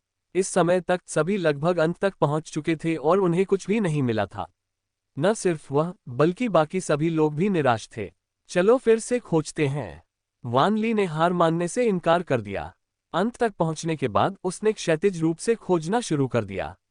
इसी क्षण एक व्यक्ति ने अपने साथी से प्रोत्साहित होकर अपना हाथ एक कोठरी में डाला और बलपूर्वक एक राक्षस के पंख को छेड़ा।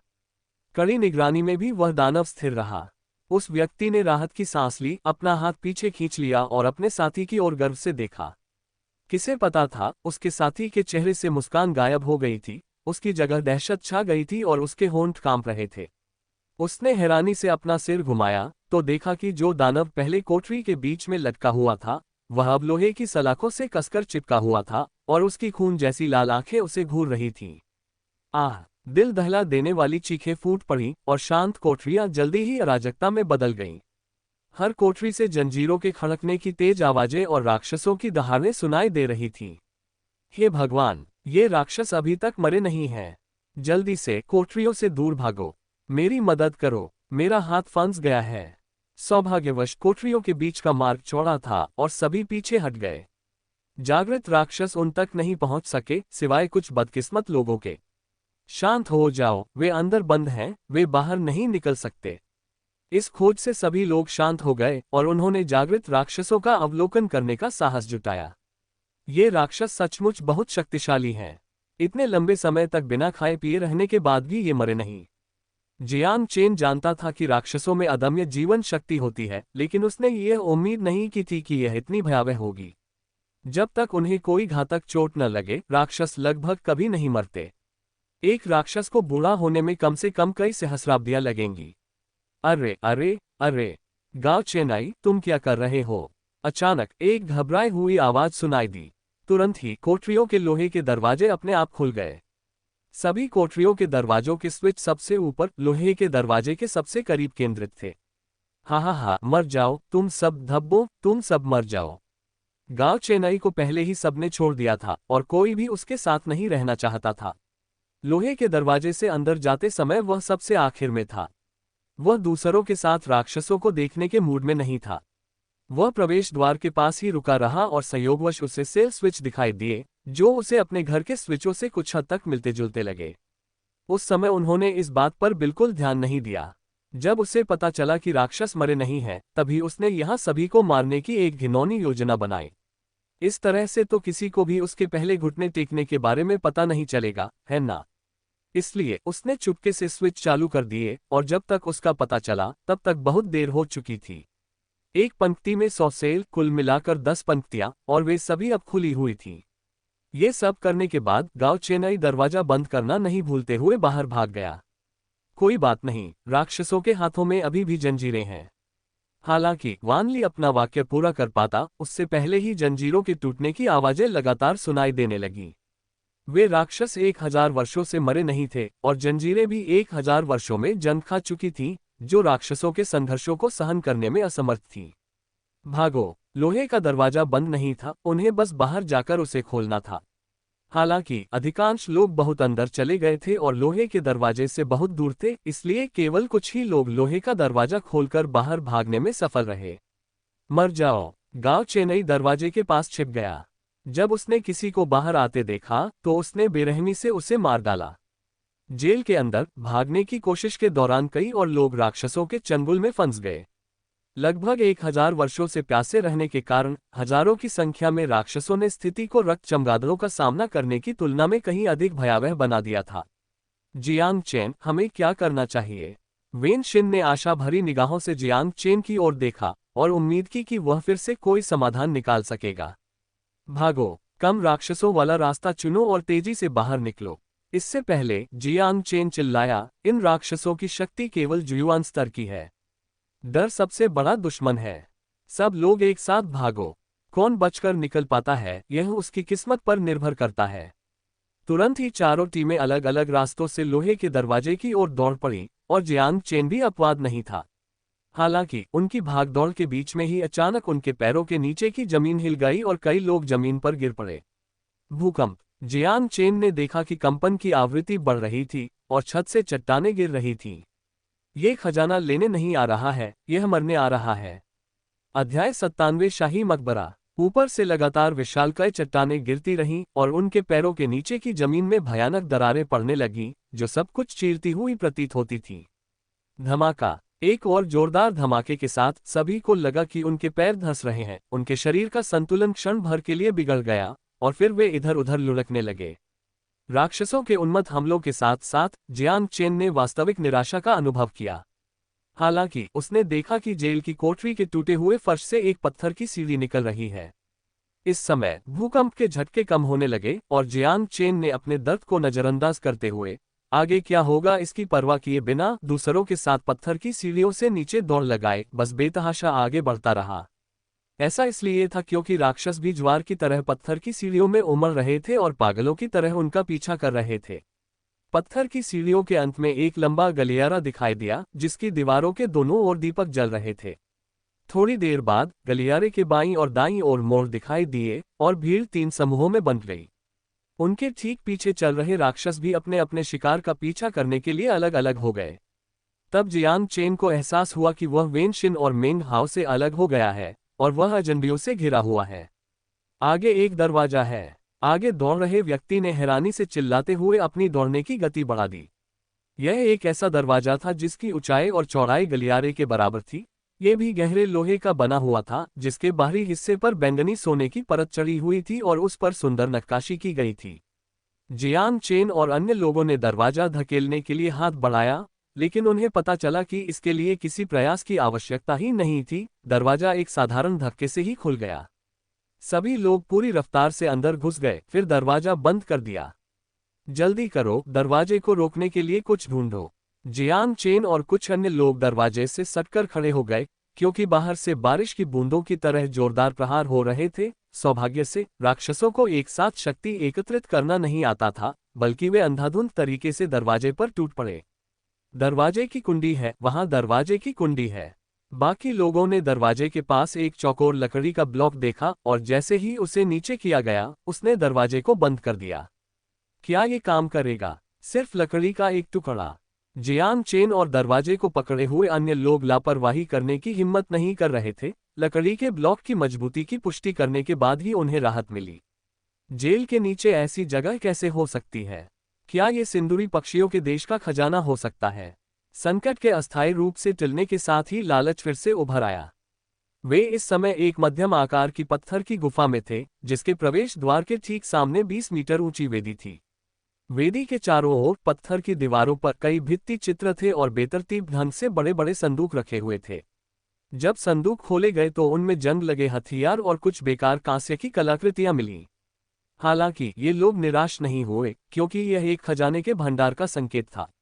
वेदी के बाईं ओर एक पत्थर का दरवाजा था। हालांकि उन्हें नहीं पता था कि वह कहाँ जाता है, फिर भी सभी बहुत उत्साहित थे। तुरंत ही समूह बेसब्री से वेदी की ओर दौड़ा और उन्होंने केंद्र में एक बड़ा चौकोर पत्थर देखा जिसके बीच में एक दरार थी जो देखने में बाएं और दाएं दोनों ओर खुल सकती थी। चट्टान के भीतर खजाना। उत्साहित लोगों ने बेसब्री से उसे खोला तो अंदर एक खुली हुई किताब मिली। एक व्यक्ति इस बात पर विश्वास करने को तैयार नहीं था। उसने किताब को अपने हाथ में लिया और उसे सरसरी तौर पर पलट कर देखा, लेकिन उसे अपरिचित पात्रों के अलावा कुछ नहीं मिला। जल्द ही निराशा भरी शिकायतें सामने आने लगीं क्योंकि उन्होंने सोचा था कि यह किसी प्रकार का खजाना होगा, लेकिन यह केवल एक फटी पुरानी किताब निकली। मुझे देखने दो। जियांग चेन ने किताब ली। उसने उस पर लिखे अक्षरों को पहचान लिया और जैसे ही उसने उन्हें समझाना शुरू किया उसने सभी को समझाया, ये वीर युग से पहले के अक्षर हैं जो सिंदूरी पक्षी देश के बारे में विभिन्न चीजों को दर्ज करते हैं। जिस जगह पर हम अभी हैं वह सिंदूरी पक्षी देश का शाही मकबरा है।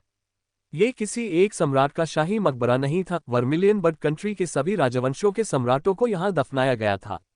ऊपर स्थित जेल का मूल रूप से उपयोग उन लोगों को फंसाने के लिए किया जाता था जिन्हें जिंदा दफनाया जाना था। बाद में जब राक्षसों ने आक्रमण किया तो वर्मिलियन बडकंट्री ने राक्षसी रक्त निकालने के लिए इसे एक जेल में बदल दिया। ये जेल शाही समाधि का प्रवेश द्वार है जहां राक्षसों का इस्तेमाल कब्रों से शव चुराने वालों को रोकने के लिए किया जाता है। ये तो काफी अनोखा विचार है, जियांग चेन ने मन ही मन सोचा। शाही समाधि, अगर हमें मकबरा मिल जाए तो उसमें अनमोल खजाने जरूर होंगे। सबकी आंखें चमक उठी। एक सम्राट के मकबरे में तो कई दफन वस्तुएं होनी ही थीं। अधीर लोग पहले ही पत्थर के दरवाजे की ओर बढ़ चुके थे, जबकि कुछ लोग जियांग चेन के हाथ में मौजूद किताब को देख रहे थे। आप इसे ले जा सकते हैं और देख सकते हैं। जियांग चेन जानती थी कि वे क्या सोच रहे हैं। उन्हें चिंता थी कि कहीं ये किताब किसी प्रकार का सर्वोच्च खजाना ना हो जो अभी तक खोजा न गया हो। किताब को एक दूसरे को दिखाने के बाद भी किसी को भी उसमें कुछ खास नहीं मिला। हालांकि वे अब भी किसी को भी किताब देने को लेकर असहज थे। अगर वह कोई खजाना निकला तो क्या होगा? किसी ने सुझाव दिया, चलो इसे जला देते हैं।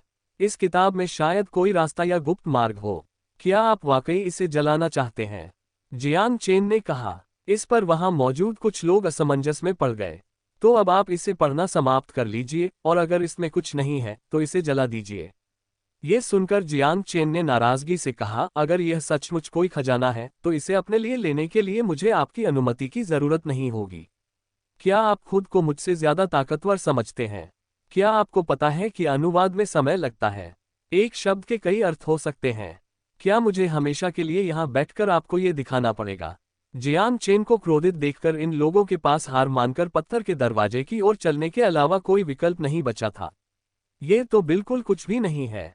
जियांग चेन ने किताब को अपने स्टोरेज रिंग में रख दिया। ऐसा नहीं था कि उसे पता चला कि किताब किसी प्रकार का खजाना है, बल्कि वास्तव में, जैसा कि उसने कहा, वह बाहर निकलने का रास्ता खोजना चाहता था। हालांकि जियांग चेन को कुछ याद आया। अभी अभी भागने के दौरान उसे राक्षसों द्वारा किसी और से ज्यादा नफरत मिली थी। पहले तो उसे लगा कि यह एक भ्रम है, लेकिन अभी जब वह दरवाजे पर दबाव डाल रहा था तो उसे यह एहसास बेहद तीव्र हुआ। निम्न स्तर के राक्षस दानव देवता के प्रति वफादार होते हैं। मैंने दानव देवता को मार डाला तो क्या वे बदला लेने की कोशिश कर रहे होंगे? लेकिन उन्हें कैसे पता चला कि मैंने दानव देवता को मार डाला? जियांग चेन को तुरंत पढ़ी हुई किताबें याद आ गईं और जल्द ही उसे जवाब मिल गया। दानव देवता रक्त मोती, ये कुछ ऐसा था जिसे केवल एक दानव देवता ही संघनित कर सकता था, जो दानव देवता की अपार शक्ति का स्रोत था। जो किसी दानव देवता को मारता है उसे दानव देवता रक्त मोती प्राप्त होगा। यदि दानव देवता रक्त मोती की ऊर्जा समय पर अवशोषित नहीं की जाती है तो अन्य दानवों को इसका आभास हो जाएगा। उन्होंने पहले जो किताब पढ़ी थी उसमें ऐसा ही एक अंश था। जियांग चेन ने अपने शरीर की जांच की और वास्तव में उसे अपने क्यू इस सागर में एक अजीब रक्त की गोली मिली। इसमें कोई आश्चर्य की बात नहीं है। अगर मैंने इसे समय रहते नहीं सुधारा तो ये राक्षसों को संकेत भेजने जैसा होगा। कहीं भी छिपने का कोई फायदा नहीं है। जियांग चेन ने उस दरवाजे की ओर देखा जिस पर अभी भी झटके लग रहे थे। उसने जल्दी से मुट्ठी भर स्पिरिट पिल ली, जमीन पर बैठ गया और अपनी साधना तकनीक का अभ्यास शुरू कर दिया। धीरे धीरे दानव देवता रक्त मोती पिघलने लगा और इस प्रक्रिया के दौरान जियांग चेन के प्रति राक्षसों की नफरत भी कम हो गई। दूसरी ओर जियांग चेन का अपना क्षेत्र लगातार बेहतर हो रहा था। इसमें कोई आश्चर्य की बात नहीं है कि इतने सारे लोग अभी भी राक्षसों का वध करने के लिए स्वर्गीय बाहरी युद्ध क्षेत्र में जाते हैं, इसलिए यही कारण है। जियांग चेन को एक बड़ा फायदा मिल गया था। वो दानव देवता को मार तो नहीं सकता था, लेकिन उसने उस दानव देवता की कमजोरी का फायदा उठाकर एक दानव देवता रक्त मोती प्राप्त कर लिया था, जिसकी इच्छा दिव्य यात्रा क्षेत्र के लोग भी करते थे। मैं अंतिम चरण की पूर्णता से ज्यादा दूर नहीं हूं। जियांग चेन उठ खड़ा हुआ। अचानक उसने दरवाजे के लकड़ी के ब्लॉक में एक हल्की सी दरार देखी, जिससे वह डर गया और तेजी से पत्थर के दरवाजे की ओर चल पड़ा। पत्थर के दरवाजे के पीछे एक अधूरा मार्ग था। पैरों के नीचे बिछी पत्थर की सड़क आधे रास्ते में ही खत्म हो जाती थी और जमीन उबड़ खाबड़ और चलने में मुश्किल हो जाती थी। लोग कहाँ हैं? जियांग चेन को बेचैन करने वाली बात यह थी कि उसे नहीं पता था कि वे लोग कहाँ गए थे। वहां से कोई आवाज नहीं आ रही थी। अरे! जियांग चेन ने जोर से चिल्लाया, लेकिन किसी ने जवाब नहीं दिया, केवल उसकी अपनी ही गूंज सुनाई दी। शांत हो जाओ। जियांग चेन ने अपनी चिक्सियाओ तलवार निकाली, उसकी चमक का इस्तेमाल रोशनी के लिए किया और धीरे धीरे कदम बढ़ाते हुए आगे बढ़ा। अध्याय 98 है लाओ सान। जैसे जैसे वह चलता गया, जियांग चेन को अपने सामने की जगह तेजी से सनकरी होती हुई दिखाई दी, जिससे उसे आगे बढ़ने के लिए बगल की ओर मुड़ने के लिए मजबूर होना पड़ा। अगर आगे से आती तेज हवा न होती तो जियांग चेन को संदेह हो जाता कि वह एक बंद गली में पहुंच गया है। बहुत कोशिशों के बाद उसने पेट अंदर खींचकर सबसे सनकरे हिस्से से निकलने में कामयाबी हासिल की और आखिरकार जगह चौड़ी हो गई। वह ज्यादा आगे नहीं बढ़ा था कि उसे रोशनी दिखाई दी। उसने देखा कि सामने की ओर पहाड़ की दीवार के भीतर एक महल की ओर जाने वाला एक लकड़ी का पुल था। वह प्रकाश उस महल से निकल रहा था। जियांग चेन पुल के किनारे तक गया और नीचे देखा। वो घोर अंधेरा और अथाह था, और जब उसने एक पत्थर को नीचे फेंका तो आधे मिनट बाद भी उसे उसके गिरने की कोई आवाज नहीं सुनाई दी। ये सचमुच एक भूमिगत दुनिया है। जियांग चेन सावधानीपूर्वक महल के प्रवेश द्वार की ओर बढ़ा। उसकी दिव्य चेतना फैलती गई और उसने अंदर हलचल का पता लगाया। पहले तो उसे लगा कि आगे जाने वाले लोग ही हैं, लेकिन आवाजें सुनकर उसे एहसास हुआ कि वे लोग नहीं हैं। इसलिए उसने जल्दी से छिपने की जगह ढूंढी और अपनी दिव्य चेतना को अंदर की ओर बढ़ाया। अंदर मौजूद लोग वे थे जो पहले गलियारे में इधर उधर बिखर गए थे, जिनमें ज्यादातर ब्लेड स्वॉर्ड गैंग के सदस्य थे। साथ ही राजकुमारी लेन और चू लुओ और फ्लोटिंग आइलैंड के कई अन्य शिष्य भी थे। ये लोग स्पष्ट रूप से भीषण पीछा किए जाने की स्थिति से गुजरे थे और हॉल के अंदर आराम कर रहे थे। खजाने की खोज करना वाकई एक खतरनाक काम है। धिक्कार है। हम यहीं मरेंगे। निकास द्वार नष्ट हो गया है और हमें ये भी नहीं पता कि हम कहाँ हैं। या तो हम भूख से मर जाएंगे या फिर राक्षसों के हाथों मारे जाएंगे। काश हमने जियांग चेन की बात मान ली होती और उस लोहे के दरवाजे को जबरदस्ती न खोला होता। ब्लेड स्वॉर्ड गैंग के सदस्यों ने अपनी वर्तमान दुर्दशा के बारे में जमकर शिकायत की। उनके दृष्टिकोण से जीवित रहने की उम्मीद पहले से ही बहुत कम थी। अचानक ब्लेड स्वॉर्ड गैंग के सभी सदस्य शालान और चू लुओ की ओर देखने लगे। मरने से पहले क्यों न थोड़ा मजा कर लें। ब्लेड स्वॉर्ड गैंग के लगभग 1 दर्जन आदमी उनके चेहरे पर बेचैन कर देने वाली मुस्कान लिए उनकी ओर बढ़े। तुम क्या करने की योजना बना रहे हो? शालन ने सबसे पहले प्रतिक्रिया देते हुए अपनी तेज तलवार निकाल ली। क्या तुम मौत की तलाश में हो? चू लुओ ने इन लोगों को ठंडेपन से देखा। उसकी और शालान की ताकत कमजोर नहीं थी और वे दूसरे पक्ष की संख्या से डरती नहीं थी। सुंदर युग, चूंकि हम सभी को यहाँ मरना ही है तो मरने से पहले थोड़ा आनंद लेना बेहतर होगा ना। अहंकारी चू लुओ गुस्से में दहाड़ते हुए अचानक खड़ी हो गई। इसी क्षण ब्लेड स्वॉर्ड गैंग के सदस्यों ने लोहे के कई गोले फेंके जो लुढ़कते हुए उनके पैरों के पास आ गिरे। इससे पहले कि वे कोई प्रतिक्रिया कर पाते, लोहे की गोलियां फट गईं, जिससे घना बैंगनी धुआं निकला। ये तो बुरा हुआ। चू लुओ का चेहरा सदमे से पीला पड़ गया। वह जाने ही वाली थी, लेकिन बहुत देर हो चुकी थी और वह कमजोरी से गिर पड़ी। शालन अप्रभावित रही और उसने ची के साथ कहा, क्या 10 महान संप्रदायों के शिष्यों को इतना अनुभव भी नहीं है? क्या आपको पहले से ही विषनाशक गोलियां लेना नहीं आता? इतना कहकर उसने कई गोलियां निकाली और उन्हें फेंक दिया। हालांकि जैसे ही चू लुओ ने उन्हें पकड़ने के लिए हाथ बढ़ाया, ब्लेड स्वॉर्ड गैंग का एक पतला आदमी प्रकट हुआ और उसने आश्चर्यजनक गति से गोलियों को छीन लिया। सुंदर युग, हार मान लो, वो हंसते हुए बोला। इससे केवल शालान के पास ही युद्ध शक्ति बची थी। चू लुओ के सादे पहनावे की तुलना में शालान की कामुकता ने उन्हें अधिक आकर्षित किया। शालन ने चू लुओ और अन्य महिलाओं की ओर देखा और कहा, आप सभी को अपने अपने तरीके से सब कुछ संभालना होगा। वह निश्चित रूप से वहां रुककर चू लुओ के साथ ब्लेड स्वॉर्ड गैंग द्वारा अपमानित नहीं होना चाहती थी, इसलिए वह मुड़ी और प्रवेश द्वार की ओर भागी। अगर वह भाग जाती तो उसे पकड़ने के लिए कम से कम कुछ लोगों की जरूरत पड़ती, इसलिए उसने सोचा कि ब्लेड स्वॉर्ड गैंग के सदस्य उसे जाने देंगे। हालांकि वह उतनी तेज नहीं थी। जैसे ही वह मुड़ी, दुबला पतला आदमी सचमुच प्रवेश द्वार पर प्रकट हो गया। दुर्भाग्यवश मैंने गति और सुंदरता से संबंधित एक गहन साधना तकनीक विकसित की है, तुम बच नहीं पाओगे। उसने विजयी भाव से हंसते हुए कहा। उसकी हरकतें भूतिया सी थीं। शालन पीछे हट गई, लेकिन ब्लेड स्वॉर्ड गैंग के अन्य सदस्य उस पर टूट पड़े। इसी क्षण महल का दरवाजा धक्का देकर खोल दिया गया। जियांग चेन इरादे से अंदर आया और चिल्लाया, तुम लोग क्या कर रहे हो? ब्लेड स्वॉर्ड गैंग के सदस्य अपराधबोध से ग्रस्त होकर चौंक गए, लेकिन ये देखकर कि यह केवल जियांग चेन था, उन्होंने एक दूसरे की ओर देखा, धीरे से अपने कदम बढ़ाए और जल्दी से जियांग चेन को घेर लिया। इस तरह की मौन सहमति कई वर्षों में विकसित हुई थी। एक तियानदाओ संप्रदाय का शिष्य दुबले पतले आदमी को जियांग चेन का नाम याद नहीं था और वह इसके बारे में सोचना भी नहीं चाहता था। उसने सीधे कहा, आपने हमारे कप्तान की जान बचाई, इसलिए हम आप पर एक एहसान करेंगे, इसे ले जाए और चले जाए। उसने शालन की ओर इशारा किया और प्रवेश द्वार से एक तरफ हट गया। ये सुनकर चू लुओ का चेहरा पीला पड़ गया। उसे यकीन था कि जियांग चेन बिना सोचे समझे उसे छोड़कर चला जाएगा। नहीं, मुझे ये सब चाहिए। हालांकि जियांग चेन का जवाब अप्रत्याशित था। क्यों? क्या इस महिला ने पहले भी तुम्हें परेशान नहीं किया? क्या तुम अब भी उसे बचाना चाहते हो? दुबले पतले आदमी ने हैरानी से पूछा। यह अप्रासंगिक है, मुख्य बात यह है कि आपका व्यवहार मुझे आहत करता है, इसलिए अगर आप किसी मादा सुअर को भी धमका रहे होते तो मैं आपको रोक देता, जियांग चेन ने कहा। जियांग चेन द्वारा खुद की तुलना सुअर से करने की बात सुनकर चू लुओ क्रोधित हो गई, लेकिन चूंकि उसका भाग्य दूसरे पक्ष के हाथों में था, इसलिए उसके पास इसे सहने के अलावा कोई विकल्प नहीं था।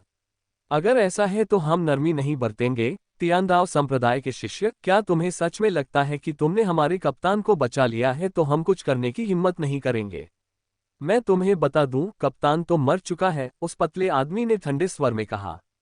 ब्लेड स्वॉर्ड गैंग का कप्तान वान ली था, जिसने लोहे का दरवाजा खोलने पर जोर दिया था। उसकी मृत्यु एक राक्षस के हाथों हुई, जिसे आत्मघाती कृत्य माना जा सकता है। शालन ने बगल से फुसफुसाते हुए कहा, क्या बेहतर नहीं होगा अगर हम यहां से चले जाएं? उसके नजरिए से वह स्वाभाविक रूप से लोगों को बचाने में ऊर्जा बर्बाद नहीं करना चाहती थी। क्या तुम्हें सच में लगता है कि वे मुझे जाने देंगे? अगर मैंने अभी उसकी बातों पर विश्वास कर लिया होता और तुम्हारे साथ जाने के लिए मुड़ गया होता, तो मैं 2 कदम चलने से पहले ही मर गया होता, जियांग चेन ने फुसफुसाते हुए कहा। शालन ने इस बारे में सोचा ही नहीं था, और फिर ब्लेड स्वॉर्ड गैंग के आदमियों की उसकी ओर जाती हुई तीव्र निगाहों को याद करके उसे लगा कि उसकी बातों में कुछ सच्चाई है। क्या आपको भरोसा है? ब्लेड स्वॉर्ड गैंग के 11 आदमी थे, जिनमें सबसे ऊंचा स्तर पतला आदमी था, जो अंतिम चरण की पूर्णता पर था, जबकि अन्य मध्य चरण में थे। जियांग चेन का स्तर अंतिम चरण के प्रवेश स्तर पर था और शालन मध्य चरण के शिखर पर थी। फिलहाल संख्यात्मक अंतर को एक तरफ रखते हुए शालन को सबसे ज्यादा डर उस पतले आदमी की गति से था। मुझे तुम्हें मारने पर मजबूर मत करो, तुम्हारे पास अभी भी एक मौका है। जियांग चेन ने शालन को कोई जवाब नहीं दिया, बल्कि ब्लेड स्वॉर्ड गैंग के सदस्यों की ओर देखा। उसे जो प्रतिक्रिया मिली वह हंसी थी। ब्लेड स्वॉर्ड गैंग के सदस्यों ने स्पष्ट रूप से उसे या शालन को गंभीरता से नहीं लिया। ऐसा लगता है कि तियांदाओ संप्रदाय के शिष्य को बहुत भरोसा है, तो मुझे, हे लाओ सान को इसका अनुभव करने दीजिए। उस दुबले पतले आदमी ने एक भयावह हंसी हंसी। ब्लेड स्वॉर्ड गैंग में उसका तीसरा स्थान था, उसके क्षेत्र के कारण नहीं, बल्कि उसकी गति के कारण। इसीलिए उन्हें हे लाओ सान कहा जाता था। निशानहीन छाया कदम। हे लाओ सान ने जियांग चेन के साथ कोई कसर नहीं छोड़ी, अपने सिग्नेचर कौशल का उपयोग करते हुए, और उसका शरीर अपने मूल स्थान से गायब हो गया। अगले ही पल जियांग चेन के बगल की हवा विकृत होने लगी। जियांग चेन को मानो इस बात का एहसास ही नहीं था, और ब्लेड स्वॉर्ड गैंग के सदस्यों ने क्रूर मुस्कान बिखेरी। हे लाओ सान के बारे में उनकी समझ के अनुसार अगले ही पल जियांग चेन का सिर हिल जाएगा और वह जमीन पर गिर जाएगा और उसे गेंद की तरह इधर उधर लात मारी जाएगी। पफ! हालांकि किसी नाजुक चीज के छेदे जाने की आवाज आए और हे लाओ सान की आकृति फिर से प्रकट हुई। चिक्सियाओ तलवार उसकी छाती में घुस गई। तलवार की मूठ पर जो हाथ था वह जियांग चेन का था। उसने चिक्सियाओ तलवार को ऐसे वापस खींच लिया मानो उसने ये काम बिना किसी प्रयास के किया हो। आपकी गति इससे अधिक कुछ नहीं है। अध्याय 99 में बस मजाक कर रहा था। हे लाओ सान जियांग चेन की तलवारबाजी की शक्ति से अनजान था, ये सोचकर कि केवल गति ही इस तियांदाओ संप्रदाय के शिष्य को मारने के लिए पर्याप्त होगी। अच्छा, कितनी शक्तिशाली तलवार है, लेकिन फिर भी तुम्हें मेरी लोकेशन तुरंत नहीं जाननी चाहिए थी। ही लाओ सान ने अपनी छाती पर लगे घाव को पकड़ते हुए अनिच्छा से अपनी उलझन व्यक्त की। क्योंकि आपकी गहन साधना तकनीक निम्न स्तर की है और उसमें बहुत सारी कमियां हैं, जियांग चेन ने कहा। किसी साधना तकनीक का विकास कई कारणों से हो सकता है, यहां तक कि वह पूरी तरह से अवर्णनीय भी हो सकती है। उदाहरण के लिए, एक स्कूल के पास आकाशीय उच्चतम श्रेणी का कौशल है। बाद में विद्यालय को एक संकट का सामना करना पड़ा और उसके शिष्य तितर बितर हो गए और भाग गए। इसके बाद इन शिष्यों ने साधना तकनीक से सीखे गए भागों का सारांश और आयोजन करके नई साधना तकनीकें बनाई, जिन्हें वे आने वाली पीढ़ियों को सौंप सके। हालांकि अपूर्ण होने के कारण साधना तकनीक का स्तर पृथ्वी स्तर या उससे भी नीचे हो जाता था। फिर इसी तरह के कारणों से इन खेती की तकनीकों का और विकास हुआ। एल्डर हे द्वारा विकसित गहन साधना तकनीक वास्तव में एक विकसित पीली श्रेणी की साधना तकनीक थी। जियांग चेन ये भी अनुमान लगा सकता था कि यह किस दिव्य उच्चतम श्रेणी के कौशल से विकसित हुआ है, इसलिए स्वाभाविक रूप से उसने एक नज़र में ही इसकी कमियों को देख लिया। अपनी गौरवपूर्ण साधना तकनीक को इतना घटिया बताए जाने पर एल्डर हे इतने क्रोधित हुए कि उन्होंने खून थूक दिया। उनकी आंखें मृत्यु के भाव से चौड़ी हो गईं, जिससे पता चलता है कि वे कितने अनिच्छुक थे। ब्लेड स्वॉर्ड गैंग के सदस्यों को जियांग चेन की बहादुरी की उम्मीद नहीं थी, जिसने अपने से उच्च स्तर के हिलावसान को तलवार के एक ही वार से मार डाला। फिलहाल वे एक मुश्किल स्थिति में थे, उन्हें समझ नहीं आ रहा था कि क्या करें। वे जियांग चेन से टकराव नहीं करना चाहते थे, और न ही उन्हें पता था कि जियांग चेन इस मामले को यहीं खत्म कर देगा या नहीं। इसी क्षण चू लुओ ने हे लाओसान के हाथ से लुढ़की हुई गोली उठाए और उसे अपने मुंह में डाल लिया। तुरंत ही वह खड़ी हो गई, उसका चेहरा बर्फ की तरह ठंडा था, और वह ब्लेड स्वॉर्ड गैंग के सदस्यों की ओर दौड़ पड़ी। यह दृश्य देखकर जियांग चेन ने अपनी चिक्सियाओ तलवार को एक तरफ रख दिया। चू लुओ की ताकत कमजोर नहीं थी, वह जुयुआन क्षेत्र के अंतिम चरण की पूर्णता पर थी और उसने तलवारबाजी में महारत हासिल कर ली थी, इसलिए ब्लेड स्वॉर्ड गैंग के सदस्य उसके सामने एक अव्यवस्थित भीड़ से ज्यादा कुछ नहीं थे। आपकी मदद के लिए आपको धन्यवाद। शालन बोलते हुए चुपके से जियांग चेन के गाल की ओर देखने लगी, फिर अचानक अपनी पलकें झुकाकर अपने बालों से खेलते हुए मुस्कुराए और अपने दांत दिखाते हुए बोली, तो तुम्हारी तलवारबाजी इतनी जबरदस्त है, मैंने पहले तुम्हें कमाका था। ग्रेट क्यूई साम्राज्य के लोक रीति रिवाज बेहद कठोर थे और वे युद्ध कौशल का सम्मान करते थे। केवल बलवान पुरुष ही महिलाओं का दिल जीत सकते थे। कोई बात नहीं, आप अपने बड़े भाई के साथ क्यों नहीं हैं? जियांग चेन ने पूछा। क्या आप वेनशिन और मेंग हाओ के बारे में पूछ रहे हैं? शालान ने पलटवार करते हुए पूछा। जियांग चेन को थोड़ा आश्चर्य हुआ, यह महिला न केवल बुद्धिमान थी बल्कि बहुत स्पष्टवादी भी थी। जियांग चेन के हावभाव देखकर शालान ने पुष्टि की, वे और मेरे बड़े भाई दूसरी दिशा में चले गए हैं, वे ठीक होंगे। फ्लोटिंग आइलैंड डिसाइपल्स के खिलाफ साजिश रचने की हिम्मत करके तुम खुद मौत को दावत दे रहे हो। चू लुओ ने अचानक एक ठंडी चीख मारी। ब्लेड स्वॉर्ड गैंग के सभी सदस्य मारे गए, कोई भी नहीं बचा। फिर भी वह संतुष्ट नहीं थी, उसने अपनी तलवार की धार से खून को जोर से झाड़ा और एक ठंडी फुफकार मारी। उसे कुछ सूझा, उसने जियांग चेन की ओर देखा और कहा, क्या तुम बाहर से आए हो? बाहर कैसी जगह है और क्या हम वहां से निकल सकते हैं? क्या आप बाहर से नहीं हैं? नहीं, हमारे पीछे एक छोटा सा दरवाजा है, शैलन ने कहा। जियांग चेन ने बाहर की स्थिति के बारे में बताया और यह जानने के बाद कि वे भूमिगत फंस गए हैं, फ्लोटिंग आइलैंड की कई महिला शिष्याएं व्याकुल हो गईं, उनमें से एक चुपके से आंसू पोंछ रही थी। वरिष्ठ बहन, हमें क्या करना चाहिए? क्या हम यहीं मर जाएंगे? मैं जान से हाथ नहीं धोना चाहता हूँ। मुझे भी नहीं पता। चू लुओ घबरा गई थी, उसे समझ नहीं आ रहा था कि क्या करे। यह शाही समाधि है, वर्मिलियन बर्ड कंट्री के क्रमिक सम्राटों को मृत्यु के बाद यहीं भेजा जाता है, इसलिए यहां से बाहर निकलने का रास्ता है, जियांग चेन ने कहा। यह सुनकर चू लुओ, शालान और अन्य महिलाओं की आंखें चमक उठीं और वे उत्सुकता भरी निगाहों से उसे देखने लगीं। आपको कैसे मालूम? जल्दी करो और हमें बाहर ले चलो। फ्लोटिंग आइलैंड की महिला शिष्याओं की अपेक्षाओं का सामना करते हुए जियांग चेन अविचलित रहा। एक मेज से टेक लगाकर बोला, मैं तुम्हें बाहर ले जा सकता हूं, लेकिन इसमें मेरा क्या फायदा है? फायदा? चू लुओ के चेहरे पर कुछ उलझन के भाव दिखे। बिल्कुल सही, मैं अभी अभी तुम्हारी जान बचाने को तो गिनूंगा भी नहीं, जियांग चेन हंसते हुए बोला। वह हमेशा सोचता रहता था कि चू लू नाम की यह महिला नक्शा वापस ले जाने पर इतनी जोर क्यों दे रही थी। वह छाप एक उपभोग्य वस्तु थी जिसका उपयोग हर कोई कर सकता था, और नक्शा वापस लेने से उसे किसी भी तरह से कोई फायदा नहीं होता। इसका एकमात्र कारण यही हो सकता था कि दोनों के बीच कोई पुरानी दुश्मनी थी, लेकिन उसे पूरा यकीन था कि वह इस महिला को नहीं जानता था। पहले तो उसे लगा कि चू लुओ का निंग हाओटिन से कोई संबंध है और वह उसे परेशान करने आए हैं, लेकिन फिर उसे एहसास हुआ कि जब उसने उससे नक्शा मांगा था तो वह ये भी नहीं जानती थी कि वह कौन है।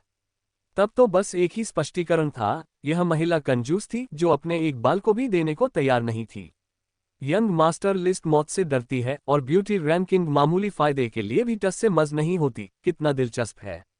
जैसे ही उसने सोचा, चू लुओ उसकी बात समझ गई, उसका चेहरा बेहद असमंजस में था। तुम्हें क्या लाभ चाहिए? ये बात उस महिला शिष्या ने कही जो चुपके से रो रही थी। तुम्हारे पास ऐसा क्या है जिसके बदले तुम अपनी जान दे सकते हो? जियांग चेन ने कहा। यह सुनकर उसके पीछे खड़ी शालान के चेहरे पर एक अजीब सा भाव आ गया। उसे लगा कि जियांग चेन के शब्दों में कुछ छिपा हुआ है।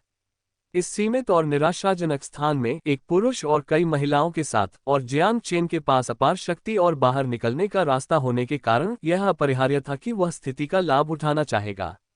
शालन ने इसका अंदाजा लगा लिया था और चू लुओ ने पहले ही निष्कर्ष निकाल लिया था। उसने कहा, तुम बिल्कुल ब्लेड स्वॉर्ड गैंग के आदमियों की तरह हो। और तुम इतनी चालाकी से बात करते हो, कितना पाखंडी हो। जियांग चेन ने कोई स्पष्टीकरण नहीं दिया, कंधे उचकाते हुए कहा, तो आप सब यहीं रुक सकते हैं। इतना कहकर वह मुड़ा और चला गया। एक पल रुकिए, जियांग शिक्सियोन, मेरी यह आध्यात्मिक कलाकृति प्रथम श्रेणी की है, क्या ये काम करेगी? रोती हुई महिला शिष्या ने डरते हुए पूछा। उसे यह सस्ते में मत मिलने दो। चू लुओ को बेहद पीड़ा महसूस हुई, भले ही उसके हाथ में मौजूद आध्यात्मिक कलाकृति तृतीय स्तर की थी। मैंने अपनी बड़ी बहन के लिए जो आध्यात्मिक कलाकृतियां खरीदी थीं, वे सभी तीसरे दर्जे की थीं। मुझे खेद है, मुझे नहीं लगता कि आप सबको साथ ले जाना उचित होगा। कैसा रहेगा अगर हम ये देखें, आपकी बड़ी बहन चू लुओ के हाथ में जो तलवार है, वह काफी अच्छी है, जियांग चेन ने कहा। सपने देखते रहो। चू लुओ ने उसे घूरते हुए कहा, ये तलवार मुझे मेरे गुरु ने दी थी, मैं इसे तुम्हें बिल्कुल नहीं दूंगा। तुम जानबूझकर मुझे मजबूर करने के लिए ऐसा कह रहे हो, है ना? ठीक है, मुझे उम्मीद है कि हम सतह पर मिल सकते हैं, जियांग चेन ने कहा।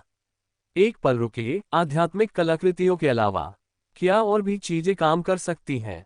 जीवन से प्रेम करने वाली उस महिला शिष्या ने ये कहते हुए अपना चेहरा लाल कर लिया था। अन्य चीजों से आपका क्या मतलब है? जियांग चेन ने उत्सुकता से पूछा। तुम्हें पता है, महिला शिष्या की आवाज मुश्किल से सुनाई दे रही थी, लेकिन उसका मतलब बिल्कुल स्पष्ट था। ओह! जियांग चेन ने एक लंबी आवाज निकाली, अचानक एहसास का भाव दिखाते हुए कहा, तो फिर मुझे केवल आपकी सीनियर सिस्टर चू लुओ में दिलचस्पी है। कैसा रहेगा अगर आप तलवार सौंप दें, या फिर वह दूसरी चीज जिसका आपने जिक्र किया था? तुरंत ही फ्लोटिंग आइलैंड की कई महिला शिष्याओं ने चू लुओ की ओर देखा। बेशक वे चू लुओ को अपना शरीर देने के लिए मजबूर नहीं करेंगे, उन्हें बस उम्मीद थी कि वह तलवार सौंप देगी। आध्यात्मिक कलाकृतियां मूल्यवान थीं, लेकिन जीवन उससे भी अधिक महत्वपूर्ण था।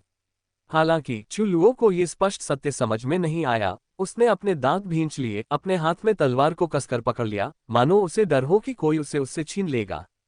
अगर तुम हमें बाहर ले जाओ और फिर तैरते हुए द्वीप पर आकर शादी का प्रस्ताव रखो, तो मैं मान जाऊंगी, चू लुओ ने कहा।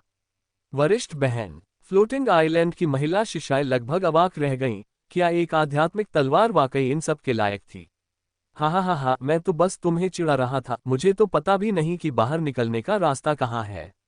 अध्याय 100 वृक्ष प्रमुख, मुझे तुम्हारी जिंदगी चाहिए। अपने साथ हुए धोखे को भांपते हुए चू लुओ क्रोधित हो गई और उसने अपनी तलवार जियांग चेन पर तान दी। वह गंभीर थी, उसकी तलवार की रोशनी अजेय थी, उसे इस बात की परवाह नहीं थी कि जियांग चेन घायल होगा या मर जाएगा। खुद के मुंह से विवाह प्रस्ताव जैसे शब्द निकलने के ख्याल से ही वह क्रोधित हो गई और उसने ठान लिया कि वह जियांग चेन को खून बहाने पर मजबूर कर देगी। क्या तुम भलाई का बदला दुश्मनी से चुकाने की कोशिश कर रहे हो? शालन ने पूछा। उसने अंत तक सुना और महसूस किया कि जियांग चेन का इरादा केवल चू लुओ को सबक सिखाना था, जिससे अंततः उसके चेहरे का तनाव कम हो गया। अगर जियांग चेन सचमुच स्त्री सौंदर्य का दीवाना होता, तो उसे उसके पास आना चाहिए था। उसने खुद ही यह मुसीबत मोल ली। चू लुओ ने उसकी बात अनसुनी कर दी और उसके हाथ में मौजूद तीसरे दर्जे की आध्यात्मिक तलवार से एक चकाचौंध भरी तलवार की रोशनी निकली, जिससे उसने जियांग चेन पर एक प्रभावी और सीधा तलवार का वार किया। ऐसा लगता है कि तुम मुझे हरा नहीं पाओगे। जियांग चेन हल्के से मुस्कुराया और लापरवाही से अपनी चिक्सियाओ तलवार उठाकर उसकी तलवार की धार को मोड़ दिया। तलवार का इरादा, चू लुओ की आंखें सिकुड़ गईं। जियांग चेन ने हिलाओसान को सिर्फ एक तलवार से मार डाला था और उसे यह एहसास नहीं हुआ था कि यह तलवार की शक्ति से प्रेरित एक चाल थी, इसलिए उसने खुद को जियांग चेन से अधिक शक्तिशाली समझा था। अगर तुम सब मिलकर भी एक टीम बना लो, तो भी मुझे हरा नहीं सकते। और तुम्हारे फ्लोटिंग आइलैंड के शिष्य ने ही शवों के सौदे का मुद्दा उठाया था। जियांग चेन ने एक कदम आगे बढ़ाया और तलवार के एक साधारण से वार ने चू लुओ को पीछे धकेल दिया। इतना शक्तिशाली, चू लुओ ने मन ही मन कहा। जियांग चेन के आकस्मिक तलवार के वार ने उसे पूरी तरह से असहाय छोड़ दिया। हम्फ, कोई विकल्प न होने के कारण चू लुओ को अपनी तलवार म्यान में रखनी पड़ी और हार मानकर एक तरफ हट जाना पड़ा। जियांग चेन ने कंधे उचकाए, उससे और उलझना बंद कर दिया और अपनी स्टोरेज रिंग से किताब निकाल ली। ये जगह अस्थायी रूप से सुरक्षित थी, जिससे उसे बाहर निकलने का रास्ता खोजने का मौका मिल गया। यह आसान नहीं था। उसके हाथ में जो किताब थी वह न तो नक्शा थी और न ही दूसरों को जीवित रहने का तरीका सिखाती थी। ये भूमिगत शाही मकबरे के वास्तुकार द्वारा तैयार किया गया एक आधिकारिक अभिलेख मात्र था, जिसमें मकबरे के आकार, लेआउट और वर्मिलियन बर्ड कंट्री की परंपराओं का विस्तृत वर्णन था। किसी सम्राट की मृत्यु के बाद भूमिगत शाही मकबरे का विस्तार किया जाता था और इस पुस्तक का स्वामी अंतिम वास्तुकार था। जियांग चेन को सबसे पहले ये पुष्टि करनी थी कि क्या अन्य निकास द्वार भी हैं, जो इस बात पर निर्भर करता था कि वास्तुकार ने इस पुस्तक में उनका उल्लेख किया है या नहीं।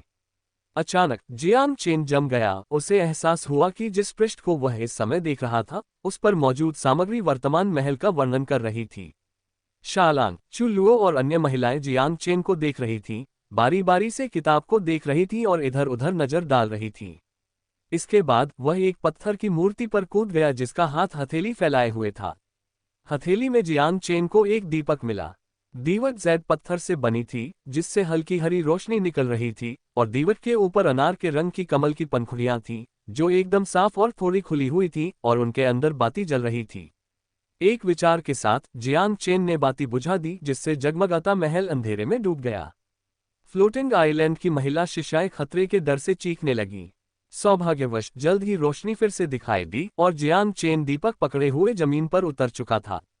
लगभग एक मार्शल आर्टिस्ट की सहज प्रवृत्ति से महिलाओं को पता चल गया था कि यह एक शक्तिशाली खजाना है और वे बेहद ईर्ष्यालु थीं, खासकर चू लुओ। अगर जियांग चेन ने इसे पहले नहीं खोजा होता तो वह निश्चित रूप से इसे छीनने की कोशिश करती। तुम्हें कैसे पता चला कि वहां एक दीपक है? क्या किताब में ऐसा लिखा था? शालन ने उत्सुकता से पूछा। जी हाँ, इस जगह को आत्मा का महल कहते हैं और इस दीपक को आत्मा मार्गदर्शक दीपक कहते हैं, लेकिन वास्तव में यह एक बहुत ही शक्तिशाली खजाना है। सिंदूरी पक्षी देश वाकई समृद्ध है। ऐसे खजाने का यहाँ मात्र दिखावे के लिए इस्तेमाल किया जा रहा है। जियांग चेन ने कहा।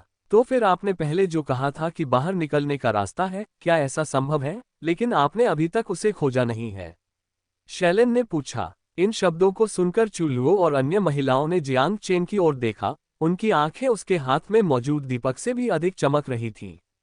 हाँ, अगर वह वहां है, जियांग चेन ने कहा। तुरंत ही चू लुओ उत्सुकता से जियांग चेन के पास आए और किताब को देखने लगी, लेकिन उसे पता चला कि उसमें लिखे सभी अक्षर उसके लिए अपरिचित थे। ये किताब सिर्फ मैं ही समझ सकता हूँ, जियांग चेन ने कहा। तो पढ़ते रहिए, पता लगाए कि बाहर निकलने का कोई रास्ता है या नहीं, फ्लोटिंग आइलैंड की महिला शिष्या ने उत्साह से कहा।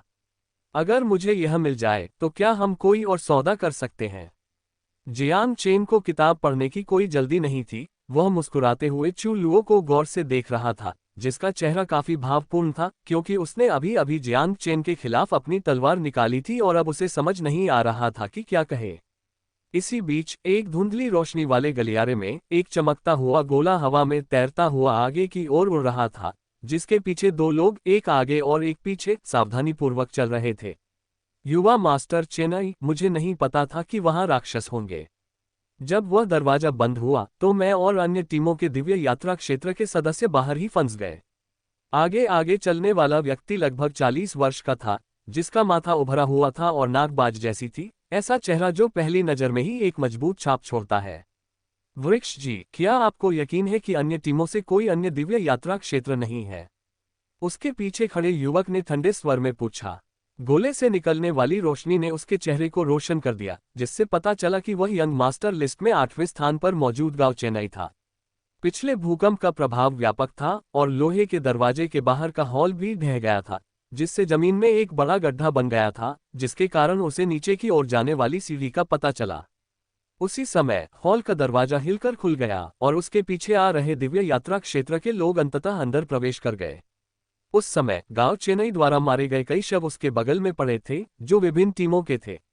ग्रेट क्यूई किंगडम के प्रोटेक्टर एल्डर, फ्लोटिंग आइलैंड के एल्डर और ब्लेड स्वॉर्ड गैंग के लीडर ने गांव चेन्नई की तलवार पर खून देखकर उसे जान से मारने का इरादा किया। सौभाग्यवश गांव परिवार के वृक्ष प्रमुख बहुत शक्तिशाली थे। उन्होंने अकेले ही टीम के खिलाफ लड़ाई लड़ी और अपने सभी शत्रुओं को मार डाला।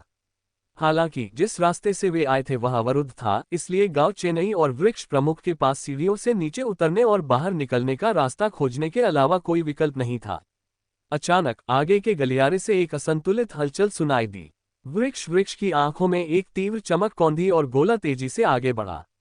नीली रोशनी के नीचे गलियारे की चारों दीवारों, ऊपर, नीचे, बाएं और दाएं से राक्षस उमड़ पड़े। गांव चेन्नई का चेहरा एकदम सफेद पड़ गया और वह अनजाने में पीछे हट गया। युवक स्वामी, डरने की कोई जरूरत नहीं है, ऐसे लोग ज्यादा नहीं हैं। वृक्ष के मुखिया अत्यंत शांत थे।